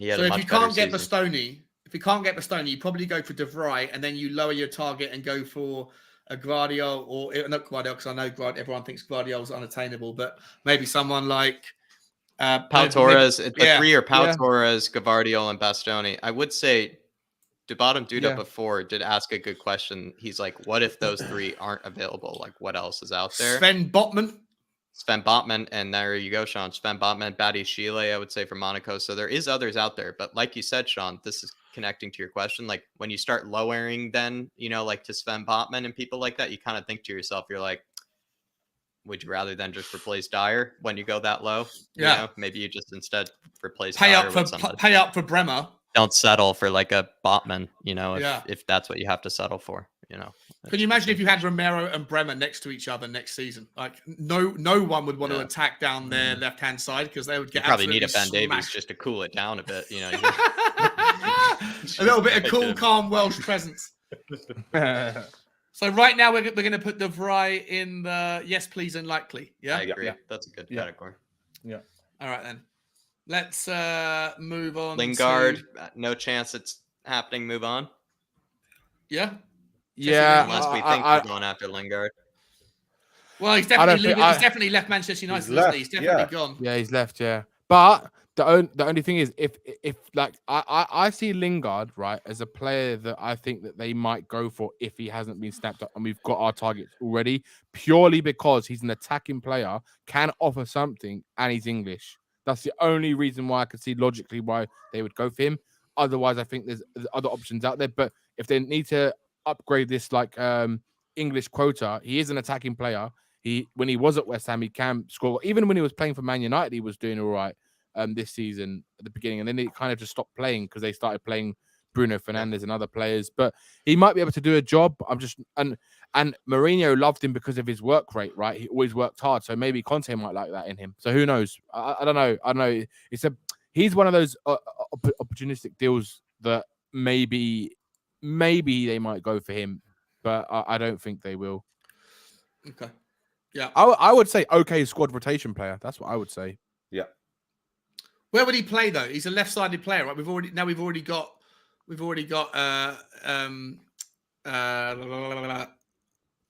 what's the fuck is his name? Perisic and Sonny. Where Lingard plays on the left, right? He's just a utility player that can play left back or left forward or whatever on the left-hand side. Well, now we've got Perisic. I thought he Lingard could would play. It's play- like he'd Lingard play would play anywhere as a in the creative midfield, no? midfielder. He would play as a creative Yeah. midfielder. He'd play in like a 3-5-2. He'd be like he'd Yeah. play the role that Eriksen would play, but he'd actually be worse than Eriksen at that, if you ask me. He'd Yeah, be I also agree. different. He'd be really good at like pressing. Like he'd be really good at pressing and like working hard. And he can actually score, to be fair to Lingard, but he's not like an Eriksen. I would say I'm actually starting to lead toward no thanks, don't want. I'm actually starting to lead. I love it. I like Lingard. As though. we I have a shoot soft through spot for so many players. Clearly, I have a soft spot for so many players, but I don't know. No things don't want. That's what I would say. Bobby. I'm on the fence because you know what? It's Ben Kaufman just actually said it. He's an interesting one, but because he could be brilliant or he could be shocking. Now, on Yeah, a free, on a decent wage, do we Yeah. take the gamble? That's where I'm kind of The main thing I'm thinking, Bobby, is he the worth the English, risk, is the right? English thing. That's the main thing I'm That- thinking. Oh, that's another a one, good yeah, point, English too. as Yeah, well. that's It's a good point. Yeah, That is a good That's the point. only Yeah. reason why I can see them going for him. If I'm in my honest opinion. that's two in Yeah. a row. You've helped me make my mind up, Danny. So I'll put him in the okay if Conte wants him. Yeah, Oh, yeah, you want to put him in here? Okay, I was yeah. gonna That's put- probably better. That's probably better. Yeah, okay. If Conte wants him, I think that's better. If he can see him, Yeah, but getting Conte utilised. would only want him as a squad rotation player, right? He wouldn't be a starter. So can we leave him in the okay as a squad? Because I feel like I want to bulk out the squad rotation thing a little bit. Yeah, let's do it. Is that Let's okay Go with on, everyone? bulk it out. Yeah. Okay, That makes sense, actually. Yeah. That does make sense. just for the numbers game. Okay. Gareth Bale was getting a little bit lonely in the squad rotation. Just want to open it up a little bit. Tielemans could be interesting. Lee Brown saying no way he wants 180 grand a week. Gadget Biz, thank you, mate. Appreciate that. buddy. Lingard wants 180K a week. Yeah, he's Where's not- that from? Oh, then fuck that. Man, remove the one. I don't and think he turn wants the 8 180 to a grand a 4, week. maybe. Remove the 1 and turn the 8 to a 4 and I, maybe. dude, honestly, man. Is that your 60, negotiation 70. tactic? I was going to say, Yeah, I got man. Bobby in the negotiation room, Sean. I want him in the negotiation room. I'll make Bobby- Levy look Bobby's good. like, I'm gonna let you write down whatever number you want on a piece of paper, and then we're gonna counter it. And he just crosses out the 1 and then just overwrites the 8 into a big fat That's it. 4. Do it the easy If way. you've ever, easy especially if you've ever asked for a job and they say like, how much do you think you should be paid? Like, and you gave your answer and that's what he said to you. That would be unbelievable. Yeah. Just Oh, take yeah. away that 1. You're offering turn that what? 8 to a No, 4. okay. You better add a 1 and a 0 and move that comma 1 spot. Superb. All right, so we're gonna move on to It's never what worked. should we move on to? Tillemans. I think it's the no chance it's happening because I feel like he's going someplace else for some reason. I just don't see him coming to Spurs. What's weird about it though I is that agree. you could see him coming to Spurs. Like it's like why wouldn't he go to Spurs? But I just don't see it happening. It's like he's being linked with everyone else but Spurs. Okay. That's Lee my only Brown saying logic. this That's way. not solid logic or solid basis, but that's the only reason I put him there. It's because he's being linked with everybody else. but His us. hair is a risk. Oh, we had Yeah, his Dele hair Alli is a for risk. that. And we got Cucurella as well. Because I feel like Oh. Arsenal, it's a really heavy Arsenal rumor, if I'm not mistaken, or something like that. Yeah, But Arsenal, he wanted Champions League football, doesn't he? James Harris saying Tillemans off the ball is shocking. Yeah, I agree with that. He's not great off the ball. Yeah, we had a player that was. We've still Is he got better a player. than Tongi off We've the still got a ball? player. Well, no, we've still got a player that's that can be okay on the ball, but off the ball is woeful, and that's Harry Winks. So, I don't know. Oh, I Okay, thought let's we were put talking him about in the. I see. I like him though. I wouldn't put him in the don't need, and I wouldn't put him in the no. Yeah, thanks, it's don't want. for me, is a don't need because I don't think he's an improvement on what we have. Okay. All right. He is So a deep lying sort Squad of. player at best, you know what I mean? So we'd have. He's a hybrid between like a deep lying playmaker and a creative midfielder because he can kind of be a creative midfielder because Tielemans does get goals. Like, didn't he still get 8 goals this season? or I'll put him something above like that? Sean. Yeah, There. I don't know. Maybe there. No, if Conte wants him, that's what I would. Yeah. I like him. I think he's. Yeah, he's a good I like player. him That's as a good well. category. That's a good category. I like him as well. And the thing is, right, he does offer something like Jack said. He is a deep lying playmaker. Oh, by the way, Argentina just scored a second goal, 2-0 up. Who scored? I haven't seen it, but I think that he's the type of player where because he's got 1 year left on his deal, he's not going to sign a new deal. Yeah, I agree. I think most of us want Tillemans, to be honest, but I just feel that they're not going. I don't think they're going to spend the money to go and get him in, even with the 1 year left.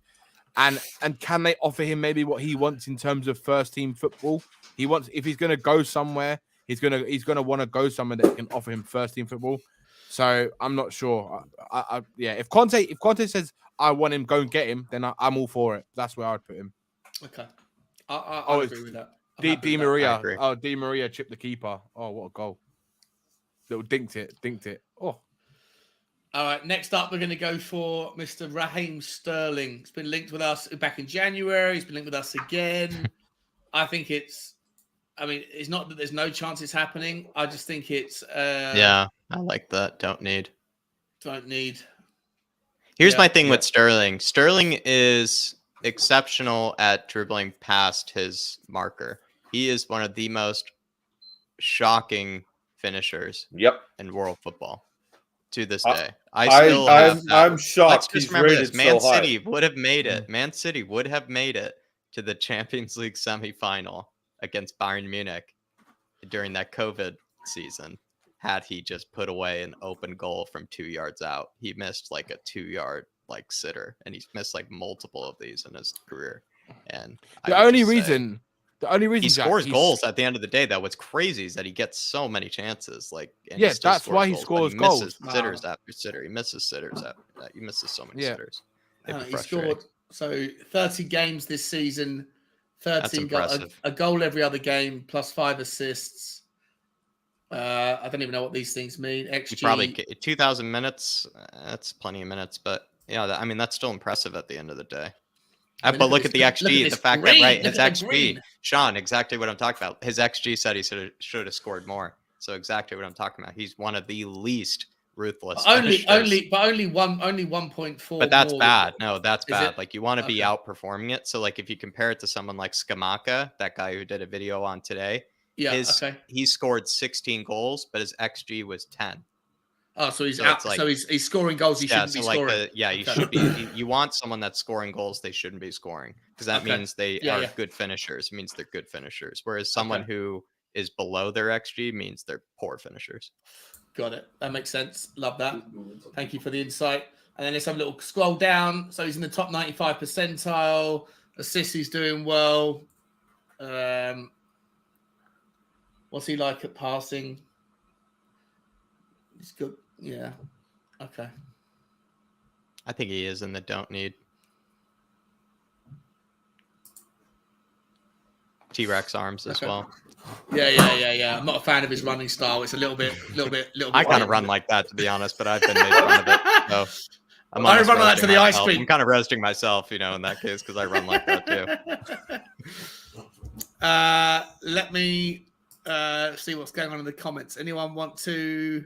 Sterling, do not want from Scott M. Yeah. No, I don't think anybody wants him, man. No one wants him? No. Fucking nobody wants him. Okay. Because we don't need him. He's not an upgrade on what we have there. Would we want to play him ahead of Son or Decky? No. I think Kulu's better than him. That's what I'm saying. Would we play him ahead of them? No. So no. What's the point? Yeah. Not for the wages and everything, and apparently the attitude issues and everything. And again, it comes back to what Danny said with the last one or the one before. Just the whole English thing, the homegrown thing. That's the only one box that gets ticked in his favor, as far as I'm concerned. Yeah. Okay. I'd take Sterling if he wanted low wages. Right, we've got him for a low fee, like 15-20 million pounds. I would take him. I would take him for the squad, 100%. I think for me, that's not going to happen. It's not going to happen though. I love him as a player. I feel like in there, but if everyone's saying don't need, I don't understand why we don't need him. I think he's a good player. I don't think it's that we don't need him. I just don't think it will ever happen. So I think more no chance. It's never. It's unlikely one. No, no chance is happening. You think it's there? No chance happening. Yeah, move on. Yeah. Where do you see him going? Maybe like a Chelsea or an Arsenal, somewhere like that. Chelsea or Arsenal. I reckon. Did you see today? Mo Salah said that if he leaves Liverpool, he wants to stay in the Premier League. If he leaves on a free contract at the end of next season, he wants to stay in the Premier League. Where's he going to go? Man City. Probably. It's so messed up. Imagine. Could you imagine if they sold like a Riyad Mahrez, right, to like a Chelsea or like an Arsenal or whoever, like 80 or Man United, and they go and buy Salah, or they get Salah for free. Could you imagine Salah in that? Oh my God, Salah, Man City Haaland. do that though. They sold Ferran Torres for like 50 million. I mean, they are capable of doing that sort of thing. I think, in my honest opinion, I think if there's anyone else he's going to go to, it's going to be them. It might, unless he goes back to Chelsea and tries to do another stint at Chelsea. That's another. Only 2 teams he'll go to. I think he won't come to Tottenham, will he? And he won't go back to Chelsea. Yeah, he wouldn't go to Arsenal. He's going to go, Sean. He's going to go to someone that's going to pay him more than what Liverpool won't pay him. That's it. Man United, then probably, isn't it? But that Man was City the last player that went from Liverpool to Manchester United. Yeah, but that's true, possible. But it could go to Man United. You never know. It's possible. But by then he'll be what, 31? By then, is it? I mean, maybe it depends if they imagine that. Oh, yeah, that's a good point. No, that's a good point. Chris Agomba, yes, we're still on. We've still got like 14 players to go through. We're only 68% of the way through. Hi, Chris. How you doing? Big up, Chris. Big up, Bo. Big up. Mendy's a deep player, line player for Leicester City. I haven't put Mendy in because he hasn't been linked with us, I don't believe. But I've also missed out a few players that we have been linked with that I forgot. So my list is not entirely complete. Everyone's saying no thanks to Sterling. I'm surprised. Another Lennon, see? Yeah. Okay. Well, listen, I'm going to put him in the don't need then because everyone doesn't want him. Oh no, sorry. It's no thanks, don't want. Everyone's a no thanks, don't want. I think. Yeah, I guess. That's probably more accurate to what people are feeling. Yeah. There's nobody in the comments that is like, yeah, I'd take him. Everyone's like, nope. So I think the mob. I'd definitely take him. I'd definitely take him. I would too, mate. I would too. But I feel like the mob has spoken. We have to listen to the crowd. The comments have overruled. All right. So let's go for this young fella. Alex Scott from Bristol City. I'll be honest. I don't know anything. I was going to say you better start with Jack with this one. And if Jack is saying that, you think me and Danny know who he is? Garbage. My championship knowledge is garbage. Probably hence my Jed Spence opinion. Hold on. I know everything about him. Hold on. How do you spell his name?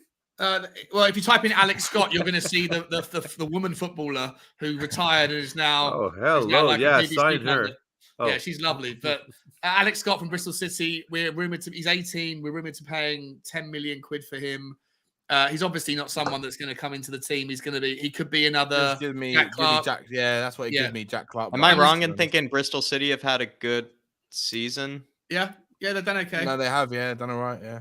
But like better than normal sort of season. To be honest, mate, I'm not that. I don't know, to be honest. That's all I would know. So maybe he's. I'm not. Should we just leave him in? If Conte wants, I'm okay. If anyone in the comments knows anything about about Alex Scott, then Will's in the comments. He'll probably know. Yeah, Will let us know. He's not American though, so maybe not. Okay.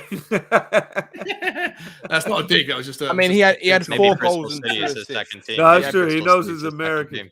He does know his American. Timberland is mine. Some random second team. And sorry, his Alex Scott, English player though, right? 18-year-old. And what position? He's a left back. He's a midfielder. Oh, never mind. I thought he was going to be like left wing back. He's a central midfielder, but he's a more attacking midfielder. But he scored scored 4 goals and 2 assists in 38 matches in the Championship last year. Do we need him then? Really? Why are we even discussing? The links that I've seen is that the idea is to buy him and loan him back out to get experience or something like that. Because they see he's a talented young midfielder and he's English, basically. So is the reason why there's reports about him. Soul Taker's saying, I think the world's gone mad. I'd love Sterling at Spurs. Yes, okay, so I'm not alone. Yeah, I'm not alone. But I agree with you, Sean. I would take Sterling at Spurs as well. But the reason why I would say, for me, I would put him in the no chances not happening move on is because of the fees involved to bring him in. He's on extremely high wages. They're going to want a massive fee for him. And is he going to improve the front three that are currently there right now? Probably. He's also English. He's English, right? If we get rid of Harry, we need another English man. I don't know. Look, I don't like the fact. I'm not comfortable. Listen, the mob has spoken. I'm not comfortable with him being in the no thanks, don't want category. I think we're being massively disrespectful to Raheem Sterling, but I think we've got to move on. Danny, I think that everyone dump him in the move on thing and let's go. You're the one with the mouse, man. No, I've got the mouse. But I'm trying I to tried clicking on shit. It doesn't let me do nothing. I'm Man, trying to what's the point of us having these moderator powers? I can't click on nothing. I can't do nothing. I just got to sit here and wait my turn till Sean asks. Oh, man, I got a little blue thing beside my name. I thought it meant shit. I'm trying to boot Sean. I can't do nothing here, man. Can you boot me? You probably could boot me. That'd be fucking hilarious. I don't think I can do anything. Okay, well, we're going to leave Raheem Sterling there, even though I don't like it. But where would you put him? It's your show, Sean. You put him where you want. Where would you put him? I would put him at there. Personally. Yeah, keep him there then. Yeah. I agree. Let's keep him there. Fuck right. that, Danny. That's just insane. Sorry, everyone in the chat. Man. He's going What's back he to where he thinking, was. man? He's going back. Believe this shit. I'm going to leave. I'm going to leave. It's my Alex show. Scott. I'll put him where I want. What's the point of asking us then? No, I'm going to leave Alex Scott where he. I'm going to leave Alex Scott. I just don't know anything about the kid, so I know whatever. If he wants him, fine. But we'll see what happens. All right, guys, we're down to the last 13. Oi. Where I just want to make sure as well. Hang on, Ben was saying. Where was Ben? Ben Coppin saying, "Please don't insult members of the chat." I haven't seen anyone insulting anyone, Ben. I hope I've missed. If anyone is saying anything nasty about anyone in the chat, then don't do that. This is a love and peaceful place where we talk about football and not personal stuff. So whoever's doing that, please stop. Let's move on to. I've been looking over there and I haven't really seen anything that I noticed. I'm not reading every comment, obviously, but. Yeah. No, well, don't worry. Well, hopefully it's. Be nice, man. Come on. Exactly. If you can't be nice, be cool. A gooner. Let's let's get Fraser Foster done. Let's get him out of the way because it's boring. Where do we want to put him? Right at the top of the food chain there. He's yes, likely and done. Yes. It's not. Is it done though? Is it done? Yeah. It's done? Yeah. Well, it's just going to wait till the 30th, right? Yeah. Ali Gold said today in his video again that basically it's a done deal. They just can't announce it yet because they could only give him agreement and speak to him legally when the player enters his final month of his contract. So because it's now his final month, because it's June, they can't announce it until he finishes his contract, which is on the end of the month. 1st of July. Okay. Yeah. The last day of June, they can announce it. June. I love the way Danny keeps name dropping Ali. By the way, when I was talking to him on the phone earlier, he told me to say hi to you. Yeah. Nice. I haven't. I know, but it's been Bobby hasn't said last night when I had a quick chat with Steve Perriman. Exactly. He was sitting right here. Right? I'm pulling one from Strong. He was right here. Hey, Steve, how you doing, man? He's all right, Bobby. Long time, my favorite Canadian. Nice. All right, let's get into some of these people because the last 10 or whatever are quite interesting. But this one, Mr. Dybala. No chance it's happening. No chance it's happening. I don't think. I think even Conte. I've seen a rumor that Conte doesn't want him, but that could be untrue. But I've also heard that he really wants to go to Inter, and then he really wants to stay in the Serie A. I've heard things about that he really wants to stay in the Serie A. Okay. Yeah, I think he's going to Inter Milan anyway, isn't he? So, it sounds like it is. He's not coming here. Clearly he's not coming to Tottenham. Those rumors died down a while back. Should we just move on? Let's move on. Yeah, I'm sorry. I was just reading on the side here. Scott saying Ben already took care of whatever the issue was, so not to worry. All right, good man, Ben. This boy, let's get to Nkunku. This kid is... Danny! Well, you got a banana up. Nkunku is the next guy. I'm not sure if that is Nkunku. You sure? It is. I think it is. He is according to my list. Let me just look him up. That might be a different picture. He has those kind of longish sort of, dreads and. Oh yeah, but that's the. He's on Leipzig, right? Yeah, but he has those kind of longish sort of dreads. Oh, maybe I've got the wrong guy. Might be somebody else. It's supposed to be Nkunku. It's supposed to be Nkunku. It's supposed to be Nkunku. Sorry for everyone who's love that, Jack. Yeah, about that. I shouldn't have said anything. Scott said yes, it is. So just a different haircut, probably. Okay. Who is that guy? We'll, I think he's we'll saying yes, pretend yes, it's him. please, but not likely. I think he's putting him in the yes, yes, please, but not likely category. I think everybody wants Nkunku, but it's probably not likely. I think that's probably the summary with Nkunku. He's basically had one of the best seasons of any European footballer, essentially. Like when you look at his numbers, everybody wants the guy. Absolutely everybody wants the guy. That is so weird. I typed in Nkunku's name into Google Images and I grabbed the first image that came up and that was him. And now I've typed it in again and the rest of the pictures don't look like him. So it's supposed to be Nkunku. I apologize. I was trusting Google Images because I've never actually seen the boy play. But I've seen his stats. I'm incorrect. But... Yeah, well, listen, it's my fault. What does everyone think of him? Nkunku, like, let me get his stats up because his stats are very impressive. My dream signing for Tottenham. Yeah. Look, where is it? Where's my stats? In terms of attacking midfielder, my dream signing. But yeah, it's not going to happen. Where is he? Have a look at this. Look at this. Look at the green. He scored 34 games played, 20 goals, 13 assists. Crazy stats. Absolutely crazy. 14.8 XG. So that's good, right? Look at the Champions League. He scored 7 goals in the Champions League and 1 assist, and then 4 goals in the Europa League as well. Oh, so he scored 31 goals this season in 46 games. That's fucking phenomenal. He's ridiculous. He's honestly ridiculous. 14 assists across the whole season. He doesn't take penalties, clearly. Or maybe he does, but he's in the 99th percentile. The guy, I'm going to get the where's the expanded? How do I get the expanded stuff? Oh, view complete. Here we go. This guy is just absolutely he's a beast. World-class, out of this world player. And he's done it at the very highest level, right? He'd basically be like Gabriel Jesus. You know how we said he can play across the forward line? And Nkunku would be sort of similar in that regard, where he could play across the forward line.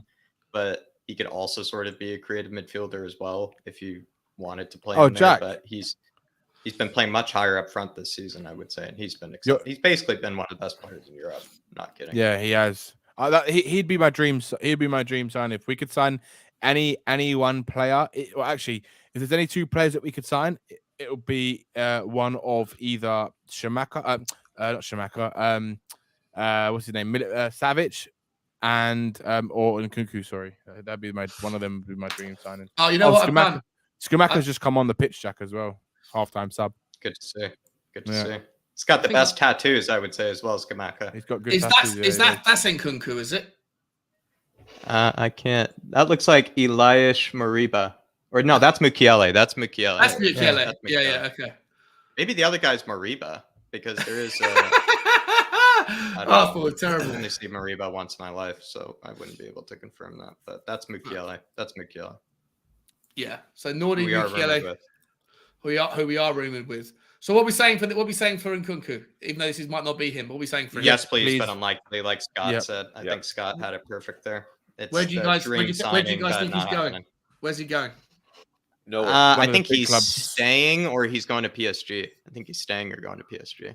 That's what I would say. Because he said something about how he's really flattered by all the rumors from the big clubs, but he says his big club is PSG. Like he says he really likes PSG, and he says Leipzig are doing everything to make him happy. So that tells me I saw that he was happy there, and they're doing everything. I didn't see it. So the only club he'd go to would be PSG. Oh, okay. I think clubs can change his mind if the offer's on the table. Because that happens with any player. But I just feel that I don't know if there's any clubs that are going to go and pay what Leipzig want for him, especially the season he's just had, which he'd probably be going for around 100 million mark. So if clubs are going to pay 100 million, there's only a few clubs that are going to really pay that, and that's like the Man Cities, the PSGs, and maybe United. Maybe they probably pay that sort of money. They've got that sort of money to spend as well if they wanted to. But I just can't see him going anywhere else other than PSG as well. Yeah, Little K is a big fan of him. When he was talking to his buddy Ali Gold there last week, he was saying Ali asked him about that. What player would you want? And that's the one player he mentioned. Yeah. He's class. Nkunku. He's class. Yeah. Okay. So we're all yes, please, but not likely. Yeah. Okay, we're going to move on, guys. Just I said there's a little bit of like banter. I hope it's banter, but it might not be in the comments. Can everyone just play nice? Like, I love everybody. There's a lot of people in the community, and I know certain people don't get on with other people, and I think all that stuff's unnecessary. And a conversation or two could always resolve it. Can everyone please just to play nice? I don't want any nastiness on the channel, if you don't mind. Get the guitar, Sean. Bust out a bust out a verse of Kumbaya, buddy. Play some Kumbaya, man. Exactly, 100%. That's it, baby. Come on. All right, we're down to the last 10. We're down to the last 10 people. Down to the last 10. Well done. Who we got? Yilmaz, I can tell that Besiktas guy. Is that who I have? Vidran Yilmaz. Yeah, where is he? He is. I think Turkish that's guy, right? if we had Nuno still, that's who we would be signing. Where is Vidran Yilmaz? This is Vidran Yilmaz. That's that Turkish kid, isn't he? Yeah, listen. This is one that's come along in the last month, and there was a lot of noise. And the guy who plays for Besiktas, the president said there has been a bid from an English club, and that they bid 8 million euros and they wanted 10 million euros. He said, he's not going for 8. If we get the 10 million, then we'll let him go. And there's not another club in the UK that's been linked with him. I've looked, and it's only Tottenham that have been linked with him. So I don't know if there's any truth to it, but I got to bring him up there. I've looked him up as well. I don't know if any of you guys have taken the time to look him up, but he looks like a good player. But the Turkish league, I don't know how much you can take away from the Turkish league. That's the issue, and he does well. I don't disrespect him at all, but yeah, I just don't see it happening. Like, it just doesn't. Conte would never sign somebody like that. I think if we had a different manager, I could see that happening. I could see him being a Levy signing with his age, the value he is right now, and the future resale value, all that stuff. He is a pure Levy signing. So if it was to happen, I could see Levy doing it. So I personally would say if Conte wants him, because at that price, at his age, if Conte thinks he can develop him and he sees something there, then I'll put him in there. Yeah, okay. He's a left back as well, though. But now that I think we've got Perisic, but Perisic can go right if we don't sign somebody for the right. Danny, haven't heard from you for a while, mate. What are your thoughts, bro? On Yilmaz. Yeah. If I'm honest, I don't know too much about him, to be honest with you. So, yeah, if Conte wants him, I'm okay with it. Okay. So we'll leave it there. Should we leave it there? Jack, you okay with Whatever that? you guys decide. Sure, but I just don't see it like happening at all. So I think it's the no chance it's happening. Move on. Yeah, sort of probably more likely. Yeah. Okay, so of 31 players that we've reviewed, I played Russian roulette with that Yilmaz signing. Of the 31 players we've reviewed so far, only 4 of them. We're only allowed to sign 6 players, Sean. So hopefully we finish on 6. Oh, geez. Okay, next up is Mr. Aaron Hickey. Oh, he was the other guy from the 6 players that were the same team who played, same team as Alex Scott. No, he plays for, is it Bologna? Bologna, yeah. He's the Scottish left back, right? He's touted as being better than Tierney and better than Robertson, and we've been linked with him. He's part of the 6 players that have been thrown up by the Bologna team president. I've looked. He looks fantastic. If you look, Jack, this might be one that you want to put on, do a review of on your channel. Yeah, that's a good idea. He looks fantastic. I don't know too much about his availability, but apparently the Bologna president said that he's one of the 6 players that they're willing to let go of, and he does look absolutely fantastic. Anyone in the comments know much about this guy? I'm going to just say with him. I embarrassingly don't. So. Well, I definitely think you should do a video on it, Jack, for sure. For me, about Aaron Hickey, I would absolutely love him. I just think it's unlikely. So I would say yes, please, unlikely. That's my say on him. Yes, please, unlikely. That damn. I'm going to take a look at this guy. Is someone saying he's going to Arsenal? Carl Simpson saying he's going to Arsenal. There's a lot of strong rumors about it. Okay. All right. There's a lot of strong rumors. Bobby, not much they about signed the second best. I actually, you can put him beside that other kid from the kid in the Reds shirt. If from Conte before. wants him. Yeah, I have absolutely no idea who this kid. I've heard the name, but I don't know anything about him. Yeah. Okay. Well, let's leave him there. I think that's a better option. But it looks nicer too, right? the column.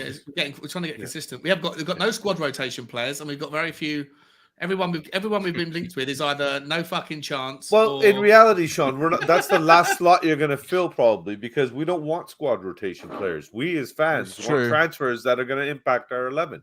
It's true. Not our 25 or whatever it is. Denzel Dumfries.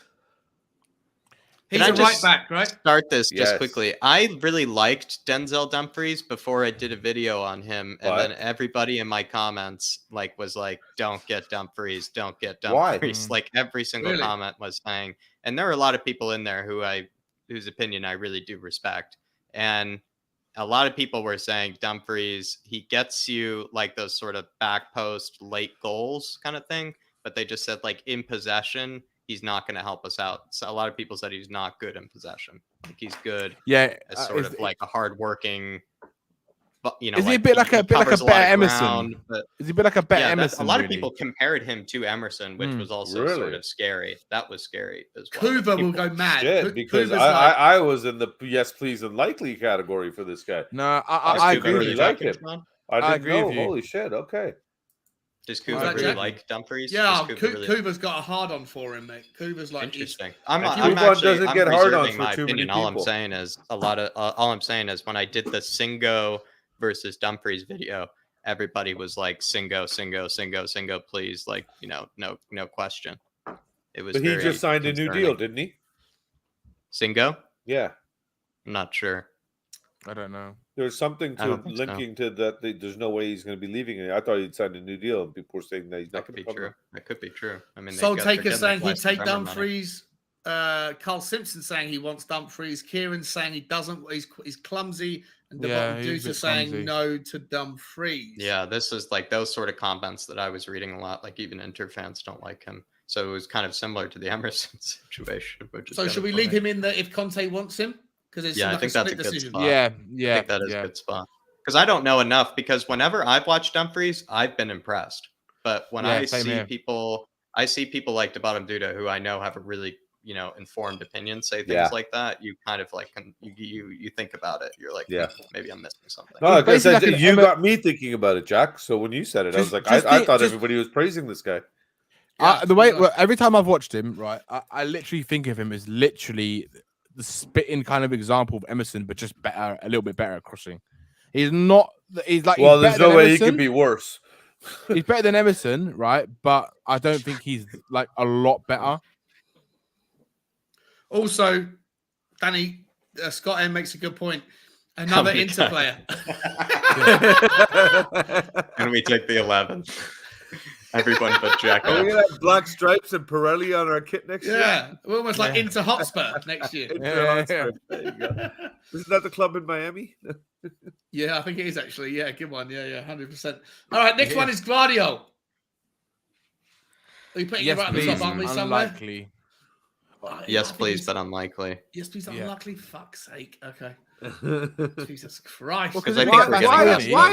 Why unlikely? I think we're getting Bastoni. I'll be more confident that we're getting Bastoni. But I would be more confident that we get Bastoni than we would Gvardiol. I think only because he signed a new contract last year, or what?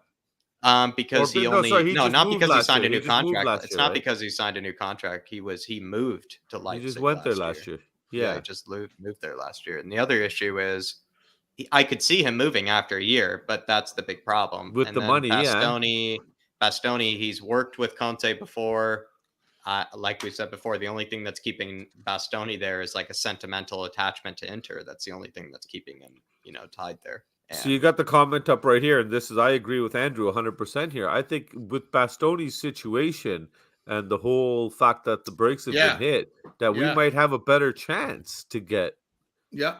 I'm not so sure. I think there's more. I think there's more clubs that want Gvardiol than they do Bastoni, if I'm honest. And Gvardiol's got a 5-year contract just signed. But Bastoni doesn't want to leave. It doesn't matter how many clubs want him. No, but Gvardiol doesn't want to essentially leave either. He's quite happy at Leipzig as well. After 1 year, I think, whereas Bastoni is bred through Inter. He's lived there his whole life. His family's there. Everything's there.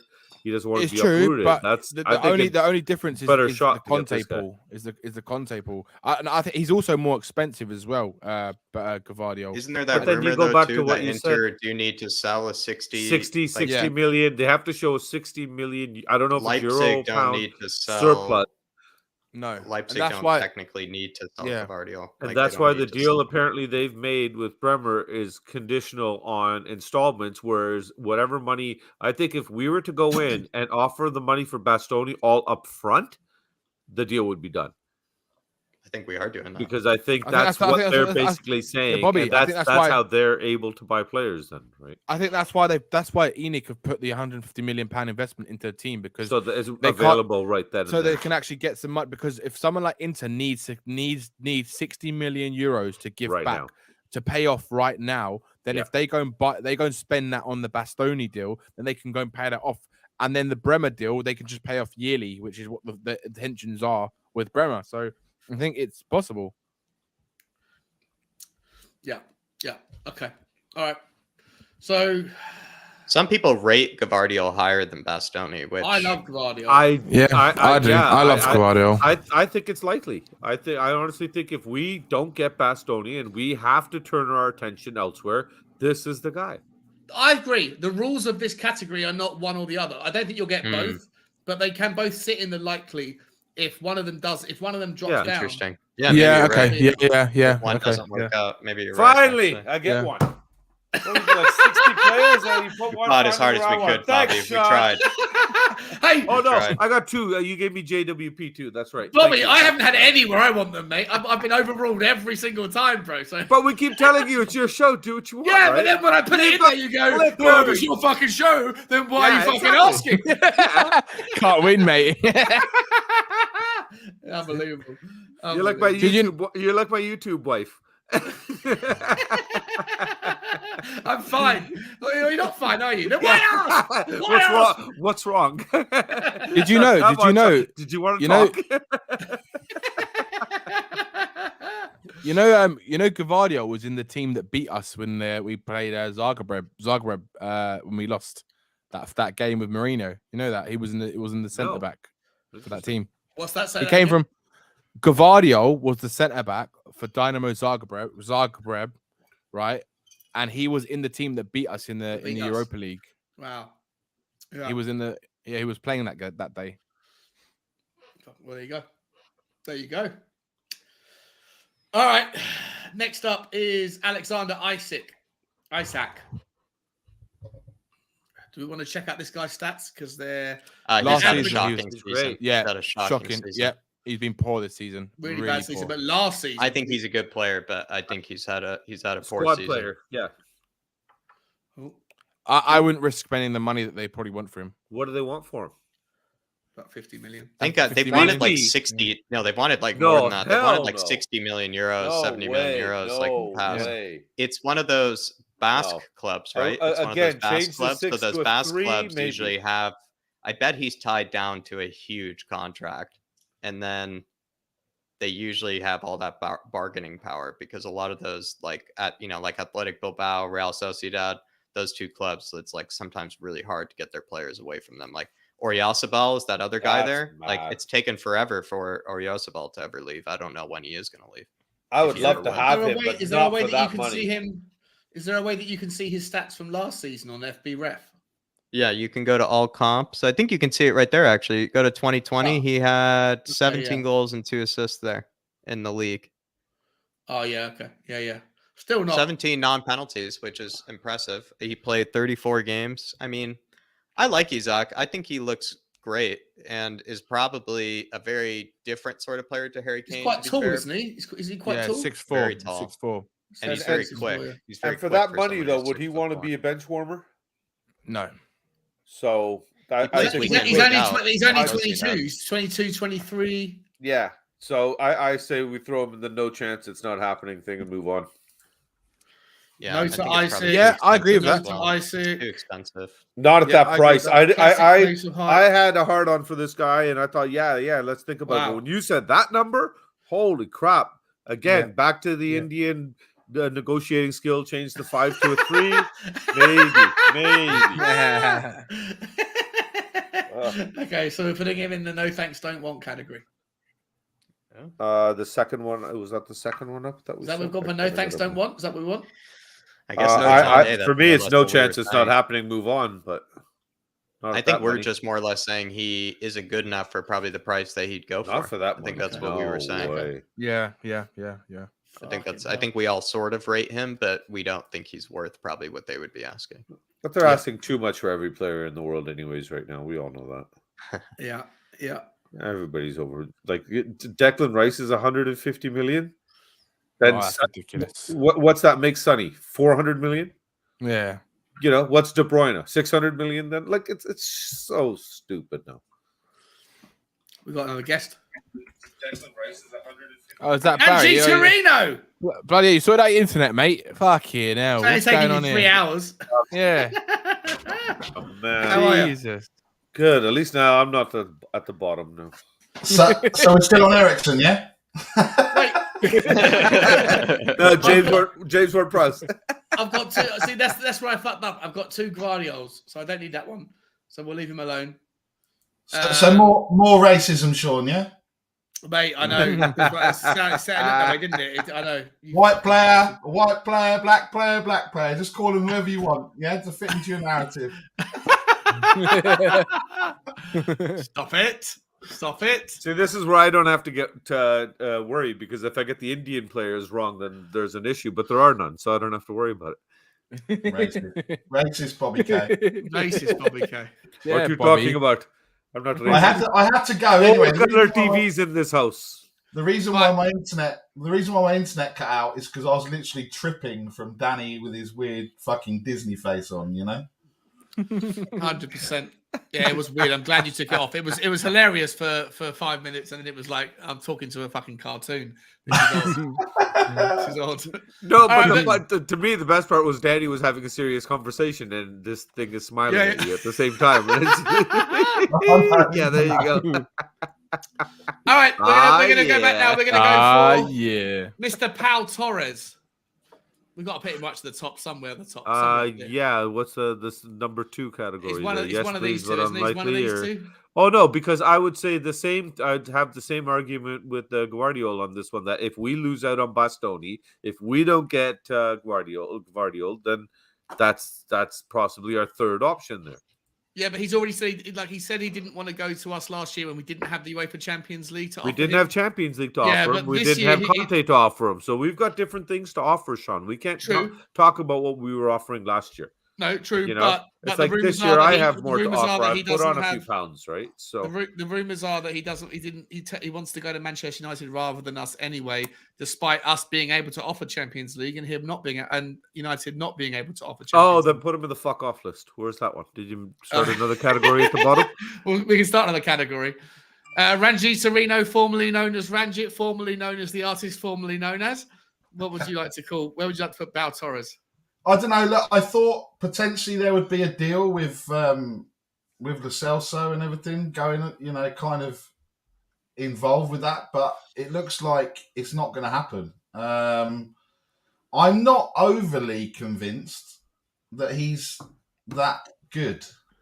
Obviously he's better than the 5 of us sat here But yeah, I don't. From what I've seen, there was the links and everything else. I wouldn't put it in the Jed Spence kind of bracket where he hasn't really shone and done everything on fire, because I'm sure that his stats disprove that, right? But yeah, I'm not convinced. I think, for me, I think I'm going to say a no thanks. I don't want him, if I'm honest. But yeah. Love that hot take. Love that. Yeah. No, thank you. See you never. Yeah. A lot of people. Some people have this opinion with Torres. It's not an uncommon opinion. Some people actually think he's a bit overrated. And I don't even think Barry is disrespecting him. I think Barry's just probably saying he might be a bit overrated compared to. No, Barry said what I said the nice way. I said put him in the fuck off pile, right? Right. So we're putting him in the. I do rate Pau Torres. I do rate Pau Torres. I think he's exceptional on the ball, and he's exceptionally composed on the ball. especially when we're playing. Yeah, against teams I like think he's a Liverpool. great player. Yeah. I feel like when we come up against teams like Liverpool, he'd be one of the best players to have because he really is tremendous, against teams like that. But to be fair, I do see where people are coming from, where he's, despite being really tall, he's not actually that great aerially. He does make some mistakes defensively, but like in possession on the ball, which is like teams like ours who do have a lot of the ball, he is exceptional. So however you want to judge that, but maybe he's actually probably a lot worse than Gvardiol and Bastoni. So maybe that's why people don't rate him, because when they compare him to those two, maybe they just. It's a tough one, isn't it? It's like I think Scott nailed it. Almost like he thinks Torres is third best compared to Bastoni and Gvardiol. But that's what I'm saying. If we don't get Bastoni, we don't get Gvardiol, then we'd consider him. But so we don't not want him. He's not a squad player. That's why we've got an opinion on him. I think it's the top. I think it's please likely because again, just like what me and Scott are saying, if he ends up being our third option, then it is likely. If we're forced to go to him because our first two options are unobtainable, then we can get him. Yes, we can get him.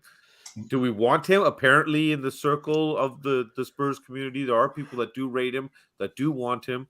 There's a certain section of our fan base rate him. So is he an upgrade on what we have? Yes.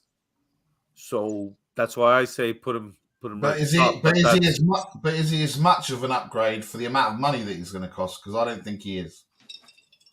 I don't think. What? Well, were you talking? I think you put him in the yes please but unlikely because he's already said he doesn't want to leave. He doesn't want to come to the Premier League or doesn't want to come to Tottenham. Would rather go to Manchester United. And I think that we could probably get one of the top two choices. That's right. You did say that. Yeah. Therefore, I feel like we could. I think we should leave him in the yes please but unlikely. Sorry, I'm curious though, Barry. Why, honest and in all seriousness, why don't you want him?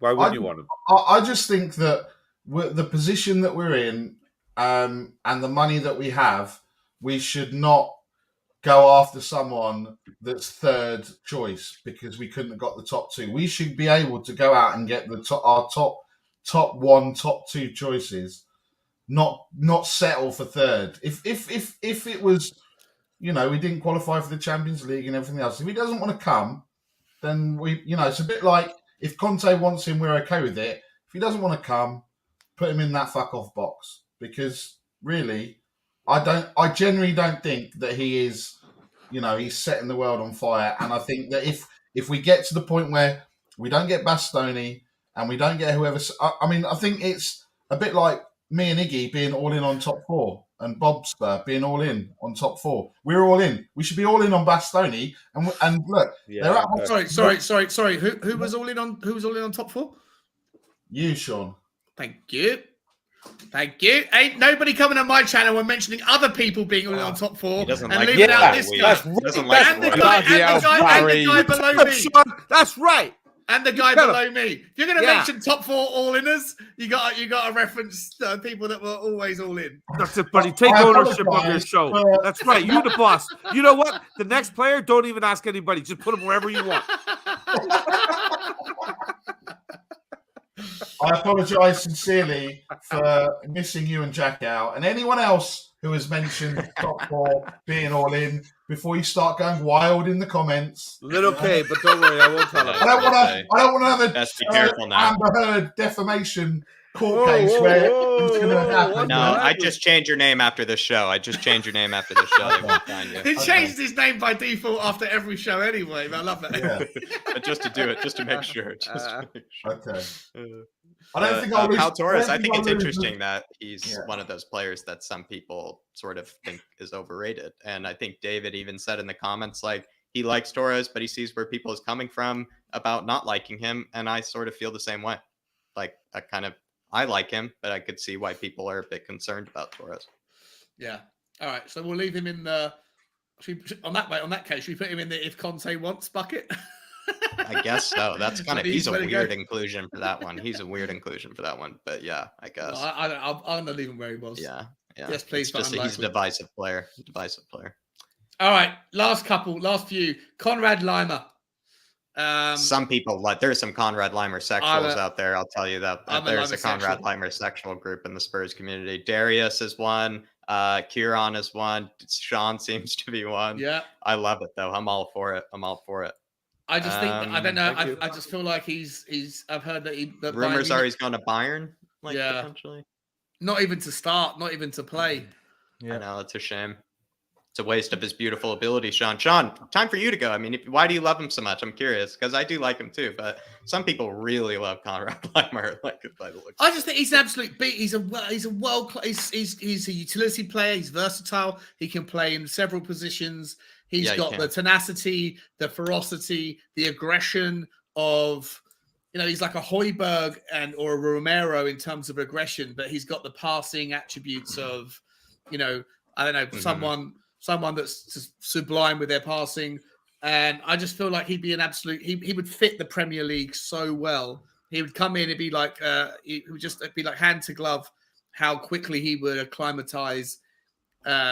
He plays it for a team currently that plays a similar sort of style of football. Really rapid football. Yeah. I think it would be, I think he would fit in very, very nicely. He wouldn't cost the world, but I am worried. Do you think he's similar too? Because he is sort of, he has N'Golo Kante vibes about him. Yeah. Because he's all over the pitch. Yeah. Who do you think he's sort of similar to? I like Kante. He's a little bit like Calvin Phillips as well, but with a bit more brutality about him. He can play long balls for days.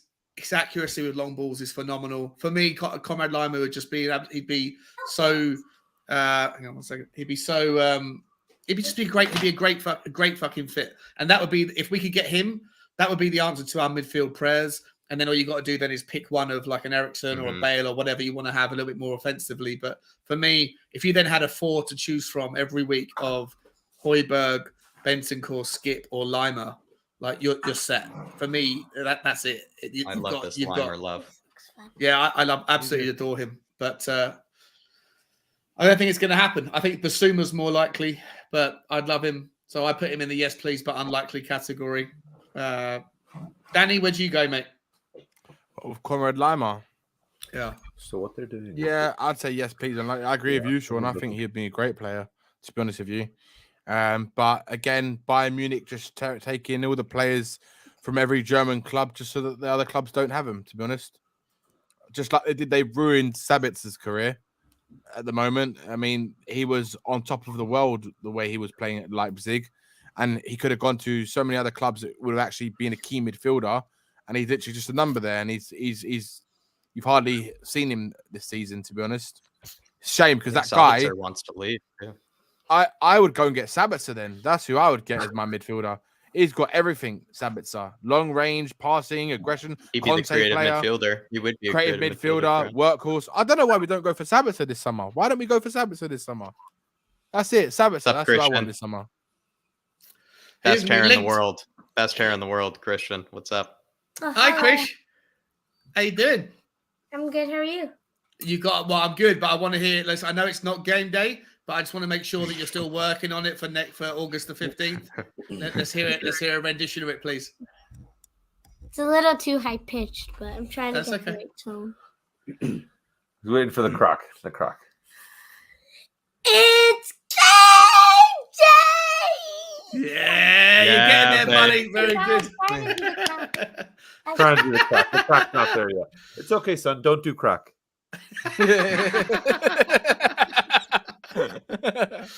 Very good, Chris.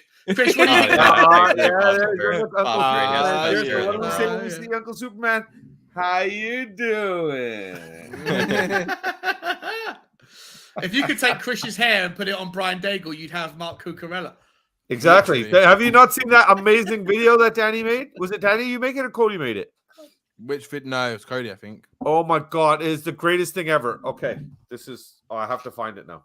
No, it's like if Diego Forlan and Cucurella Chris will cover had for like me while then. Where are you on? Conrad Leimer, right?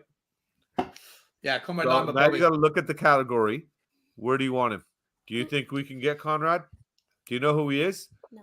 The only reason I know who he is because Jack actually talked about him a few weeks ago on Flat Cap Hero, and that's how I actually found out anything about the guy. Sean probably should have done that wouldn't. episode, to be fair. Probably had a bit more tears, a bit more, emotion, probably brought into it. Because I actually do love that there is a Conrad Leimer fan club in the Spurs community. I think that's I after, like I said, Jack, such a niche player that everybody randomly knows about. Such a niche player. But until you brought him up, I knew nothing about him. And after that, then seeing him and stuff like that. And again, he's just looks like a solid player. For me, he goes to if Conte wants him, I'm okay with it for sure. Yeah. What about Chris? You agree with your dad? For me, it's, Never. Don't need. Don't need it. Love that. Hot takes. I love that. Crush Sean spirits. Sean spirits. I actually love that. Dad, you're wrong. Don't need him. Move on. Next. Doesn't rate him. Okay, so this is the greatest thing you're ever going to see. Where is this? Bobby, why don't you send it to Sean so he can put it up on the Can you screen? do that? Oh, yeah. That'll be easier, wouldn't it? Okay, fine. We'll do it your way then, the tech way. With Sean is, this is a quality production that we're on. That's true. Yes, he does have the wheel and everything too. This is not Shellside Spurs where anything goes. Are you doing a show tomorrow or what? No. Hang on a minute. How do I move this across? Rez will still be in the air. Oh right, I thought he land. Oh yeah, he lands tomorrow. Yeah, he lands pretty much the same time as Daigle, I think. Oh, nice. I don't like that talk.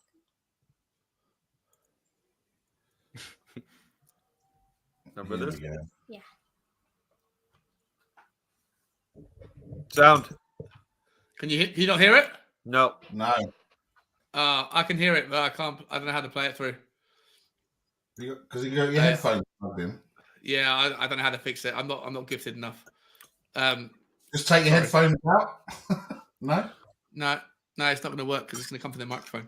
Sorry, boys and girls, I can't show you that one. I don't know how to do it.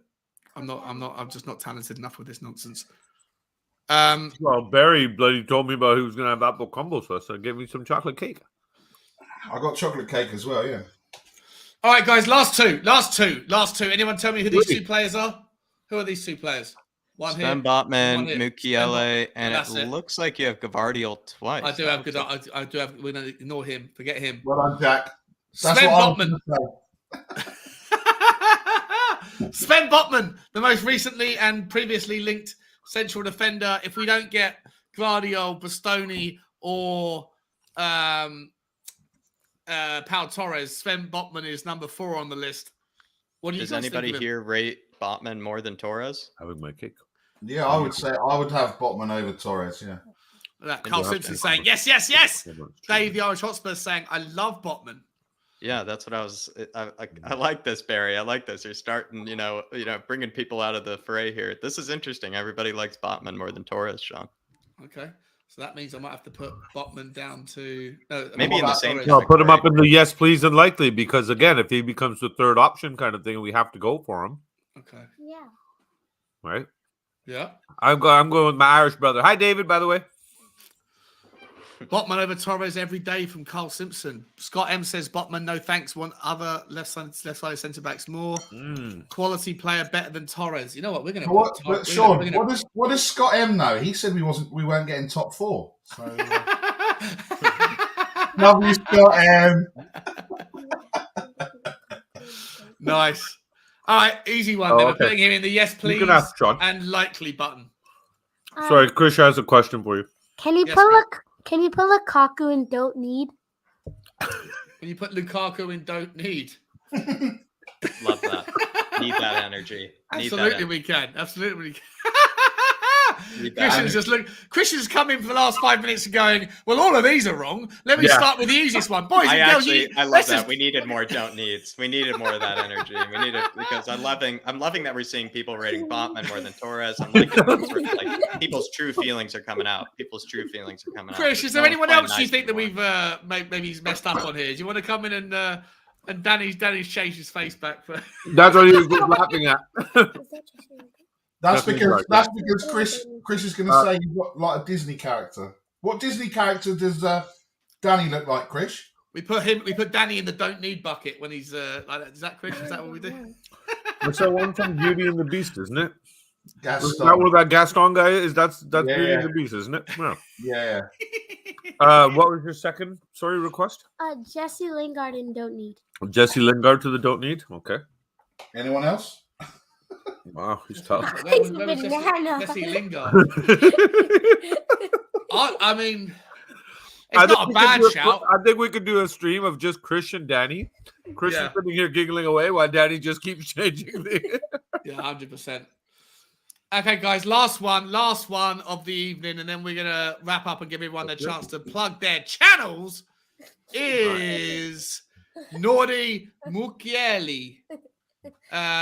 He's a right back. He's interesting. Center very back, right interesting. back too, right? He can play center back too. He plays center back with Leipzig, Yes, he right? can. Yeah, another Leipzig player, I believe.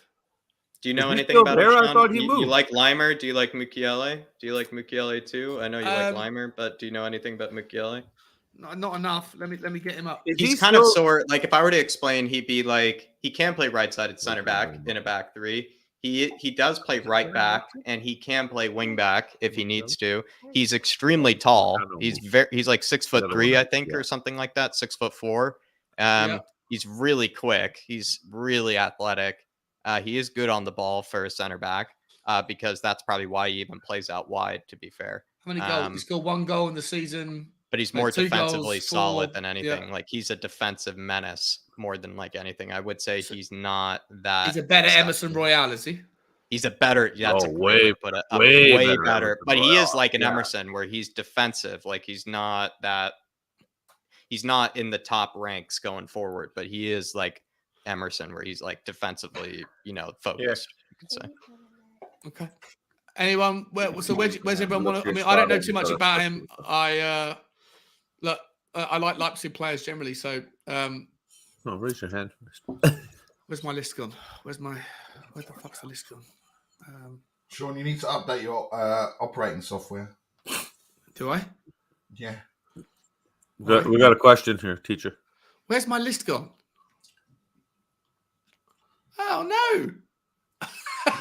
You just get 3.5 hours here, Sean, and you lost. Oh, there we are. There it is. It's there.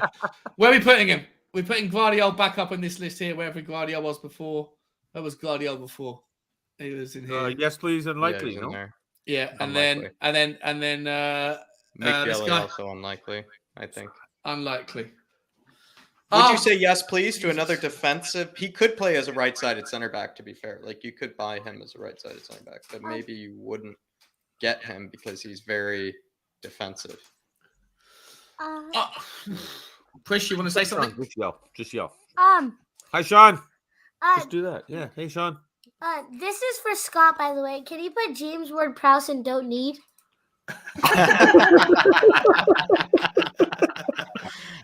No, Scott's a Calgary Flames fan. That's our rivals against Edmonton. He's really upset. I think we need a player like him. We need a player like him. So keep him happy. I'm gonna have to leave him there. I'm sorry, Chris. I'm sorry, buddy. I'm gonna be. Sean, you said no to a child? I'm sorry. Well, I mean, man. It is my show. I'm gonna have to make him walk 5 miles each way. Hey, John. Hi, Chris. Power, Bobby. You gave him the power. I have a question for all of you guys. Okay. Okay. You guys need to answer. Make it sensible. Right now, would you rather have Aurier or Emerson Royale? Oh, okay. Would you rather have who or Emerson Royale? Aurier. Emerson Royale. Emerson. Yeah, you have the answer. Aurier, just to mix it up. Because he can actually cross the ball, even though. Serge Aurier. Yeah. He can actually cross the ball 20 times. If you actually took the good thing of Aurier and put it in Emerson Royale, then that would be great. But if you, because Aurier can only cross the ball, he cannot do anything else. Hey, Sean. Yes, Chris. I'm going now. Mate, lovely to see you, buddy. I'll see you soon. Bye, Christian. Bye, Do on our show, not such a cool kid. I absolutely adore that kid. Fantastic. He's much All better right, guys. than Danny. He's got better hair than all of us, I think. That is the end of it, right? So, as of everyone, this is the summary. We've reviewed 40 players. 40 players. I've missed a couple out, but as of right now, we are only after Bissouma, Bastoni. Who's that guy? De Vrij. Foster, who's already signed. Gvardiol, if he's a backup, and also his twin. Well, yeah, the two. I say we get those two guys. We get those two guys. We got a great back line. In reality, like it's those four that are sort of unique players or if it's not Bastoni, it's either Gvardiol or Botman. These players are all unlikely. If Conte wants, we're okay with it. Christian Eriksen, Weston McKennie, James Ward-Prowse. That was supposed to be. Who was that supposed to be? Tielemans. Oh, sorry, Yuri Tielemans. That is Alex Scott. And who are these three again? We'll call them 1, 2, and 3. Who? Torres on the end. Oh, Pau Torres. And that's Dumfries. And this is... Who's that? It was the other kid, wasn't it? The other young kid. Aaron Hickey. Yeah. And then last but not least, Gareth Bale and what's his name? Lingard, Jesse Lingard as squad rotation players. Everybody else we didn't want, didn't need, or thought there was no chance of it happening. This is a little bit disappointing. Yeah, I was about to say there's not that much excitement coming out of anyone in the group. You know what it is, though, Sean? I think we're also very cautiously optimistic as well. Even though we have reason to finally be optimistic, we still got 20 years of history with these guys and the bullshit that they've done. So I think that's what it is. There's that, still in the back of everybody's mind that's been a Spurs fan for more than a week. We're still kind of weary. We don't have full faith in our board, full trust in our board. And that's personally for me, that's what I think this is. Because if I knew that I could say, yes, finally, Conte and Paratici are getting it done, and they got all this, and basically Levy's just going to stay the hell out of it and just sign the checks. Then I'd be have more faith. But right now, 100%. That's my issue, bro. Hopefully, we'll get linked with some better names, some other names that we think are more realistic, and also players that we want. Not the best outcome. I was hoping to see more players that we all agree were likely. But either way, ladies and gentlemen, we've been going for a lot longer than I thought we would, but actually I'm not surprised. That's the typical thing with this channel. Let me now take my time to say thank you to everybody on the stream. We'll start with Jack. Jack, thank you so much for stopping on, mate. You made your debut. You did an absolutely fantastic job with your knowledge and insights on the players. Jack, Flat Cap Euro Talk link is in the channel. Where can everyone find you, mate? And what can they expect on the what's coming up? It's been a pleasure, Sean. If anybody's been wondering who that guy that's just so confused on that intro, that video that Sean always plays, that just looks like he doesn't even watch the same game. It's actually the face Barry is making the whole time. The man in pure disbelief the whole time. If you wonder who he is, it is me. And if you want to check out maybe what that guy has to say, we do talk about fixing Spurs over on Flat Cap. We talk about just like players that if they were to come to Spurs, maybe I kind of get the jump and maybe talk about what they could sort of bring to Spurs. It's kind of for my own sort of benefit anyways, and maybe check it out. Some of the players we've been talking about, if you have no idea who they are, maybe there's a video about them on the channel. Thank you, Sean, though. Absolute blast, I must say, despite maybe me probably dragging this out a bit and probably nerding out on some players. I appreciate it. No, not in the slightest, mate. Not in the slightest. I'm so glad you're here to get to bring your excellent insight. It's been absolutely phenomenal from you. And I've also added the Irish Hotspur as well, because obviously your main channel is the Irish Hotspur. Everyone knows the Irish Hotspur and Jack and Dave from it. So the links of both are in the chat, guys. If anyone hasn't already, please hit those links and smash a subscribe if you haven't already. Next up, I'm going to come to Tottenham on Tour. Danny, thank you so much with your animations. I need to spend some time with you this week to figure out how to do that stuff. It's hilarious. But what's coming up on Tottenham on Tour, my friend? Well, lots of different things, Sean. That's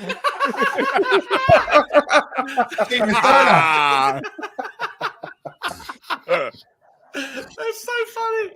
It's insane. Oh, God. Oh, my God. Yeah, well, I think, hopefully you might have a round the clock call back on Sunday. So I think we got to see what Brian's plans are because he'll be back in London as well. So that'll be that. And then I'm not sure there's quite a lot of things coming for new season. I'm not sure what else is in the plan right this minute in terms of latest streams and things like that. Other than that, that's probably what's going on. But yeah. Amazing. Tottenham on Tour, guys, is a brilliant channel with the two Brians and Adam and Danny, and the link is in the chat. Make sure if you haven't already, please go over there. Just hit the link. It takes no time. Ah, yeah. Wow. That fucking technology is so good. So good. All right, penultimately, let's go to where am I? Where's my link? I need to get my link. Shellside Spurs. Nick, Barry, Ranjitarino, Ranjit, the artist formerly known as. Thank you so much for stopping by, mate. Shame about the internet earlier. But where can everyone find you, and what can everyone expect to find when they find you? Well, you can't find. You can find me over on Shellside Spurs Show. Spaces, not all one word, like you, Sean, or Bobby K. We're having a bit of a holiday, so I will be joining everyone on their streams, trying not to fall asleep, but I can't promise that, unfortunately. But yeah, you can. It's just wow. I've just seen the Scotland score. They lost 3-1. Jeez. Yeah. Big up to everyone. Big up to everyone in the chat. Please, look. All I'll say from me is let's just remember that we all have opinions. We don't all have the same opinions. Let's not fall out with one another. Let's be kind. Let's not go crazy with one another. And like Sean, like you said earlier, I'm sure with a conversation or 2 or 3 or 4, things can all get resolved. So at the end of the day, we all love Spurs. Let's not fall out. We should be celebrating, going into the summer and being excited. So, Danny, what the hell is that? Hell, Danny. The guy's having a moment here. We're trying to be serious. Yeah. We're trying to mend bridges. We're trying to build bridges. Fucking hell.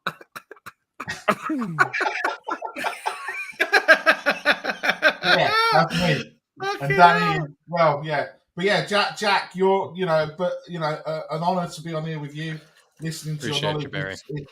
It's incredible.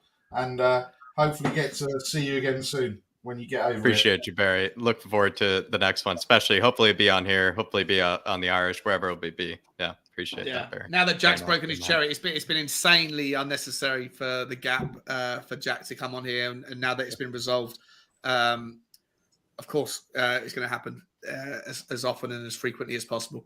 Just before I come to you, Bobby, Mrs. Harris, Emily Dunn, thank you so much, Emily. You never need to do that. I'm always embarrassed when I get a super chat. Thank you so much to everyone who does that, and thank Emily. It's amazing. It's so generous of you. Thank you so much. Really appreciate you. Shame Dave couldn't come on. So I know he's probably having dinner with you when he got back from doing some graft with his old man this afternoon. So, but thank you so much, Emily. I really appreciate it. Means the world. And Bobby. Last but by absolutely no means least, the 3 Spurs boys. Obviously, we've seen you're fucking making waves, bro. Making waves, going and getting all sorts of people on. That haven't been on anyone else's channel recently. You got Ali Gold on. I mean, you know what? I'm just using. You're a busy guy. He goes out asking people. If you don't ask, you don't get, and things are happening. So it's amazing. Well, what else can we expect? And you know what, Sean? Honestly, that's all it is. It was just a matter of reaching out. It wasn't anything insane. It was just a bit of effort, like you guys. You know what I mean? So. It's because of you guys that fuck off, Daddy. Seriously, fuck off. Fuck off, Daddy. Fuck off. Okay. Stick your tongue out. I mean, fuck off. You ever wanted to if I've ever wanted to drop kick Baby Yoda, it was probably now. It's so good. But you know what? Honestly, it's like I've said 1,000 times. Thanks to all you guys, your support and encouragement and everything. That's how we got to this point and hopefully further. So kids are having a good time. They let me back on the show. So I'll see how long it is before they kick me off again. And we'll keep doing something, man. I've got a sneaky suspicion that it was always part of your plan. Like you started the channel off as their channel, and now you're getting yourself in there. Really, it's your channel, and the kids are going to start to they'll lose interest. Yeah. No, that's all it was. You know how they say sex, and children sell, right? It was. So I was told from the beginning when I was doing my research into the YouTube community and going through the Illuminati that how to take over the YouTube world is through using children or pets. Or Since sex, I don't have pets because I don't even want to make the effort to feed my kids. Why a dog?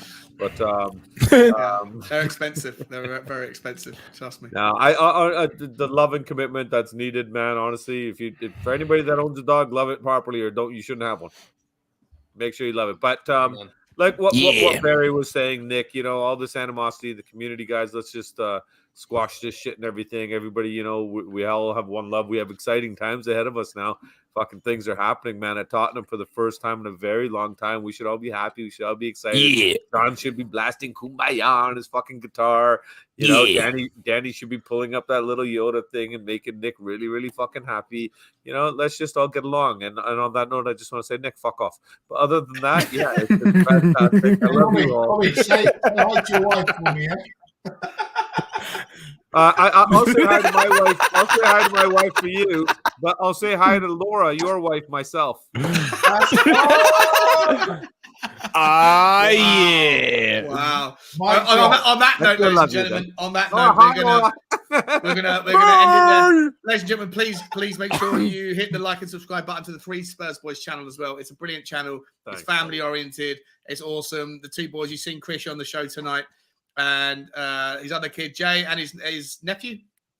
Yeah, Ryan. Well, it was his birthday yesterday. So I know, but you guys are so it's good. A family affair over at the Kang's channel. It's a family affair. It's super sweet, and they're going places. They're making things labor. I'm trying to use him in my child labor work, but it's just not panning out the same. Unfortunately, he's smarter than my two. What? He sees the angles. Nothing, Jay. Not you. The other kid. On that note, ladies and gentlemen. Thank you, everyone, for tuning in for another session of the Spurs Talk Show. I hope it was somewhat interesting, somewhat entertaining. And next time I'll make sure I get all the players, not just some of them, and I won't double up on some players that I fucked up on. That's what happens on Spurs Talk Show. When you do 40 of them. When you do 40 of them. Well next time we'll do 60 or 80. That's it from us. Love you always. Thank you, everyone, for stopping by. Thanks, everyone, for the comments. Shout out to the Bottom Duta, to Emily, and to Marlon for joining as a new member this evening. Love you all, and I'll see you next time. Cheers, guys. Bye. Bye.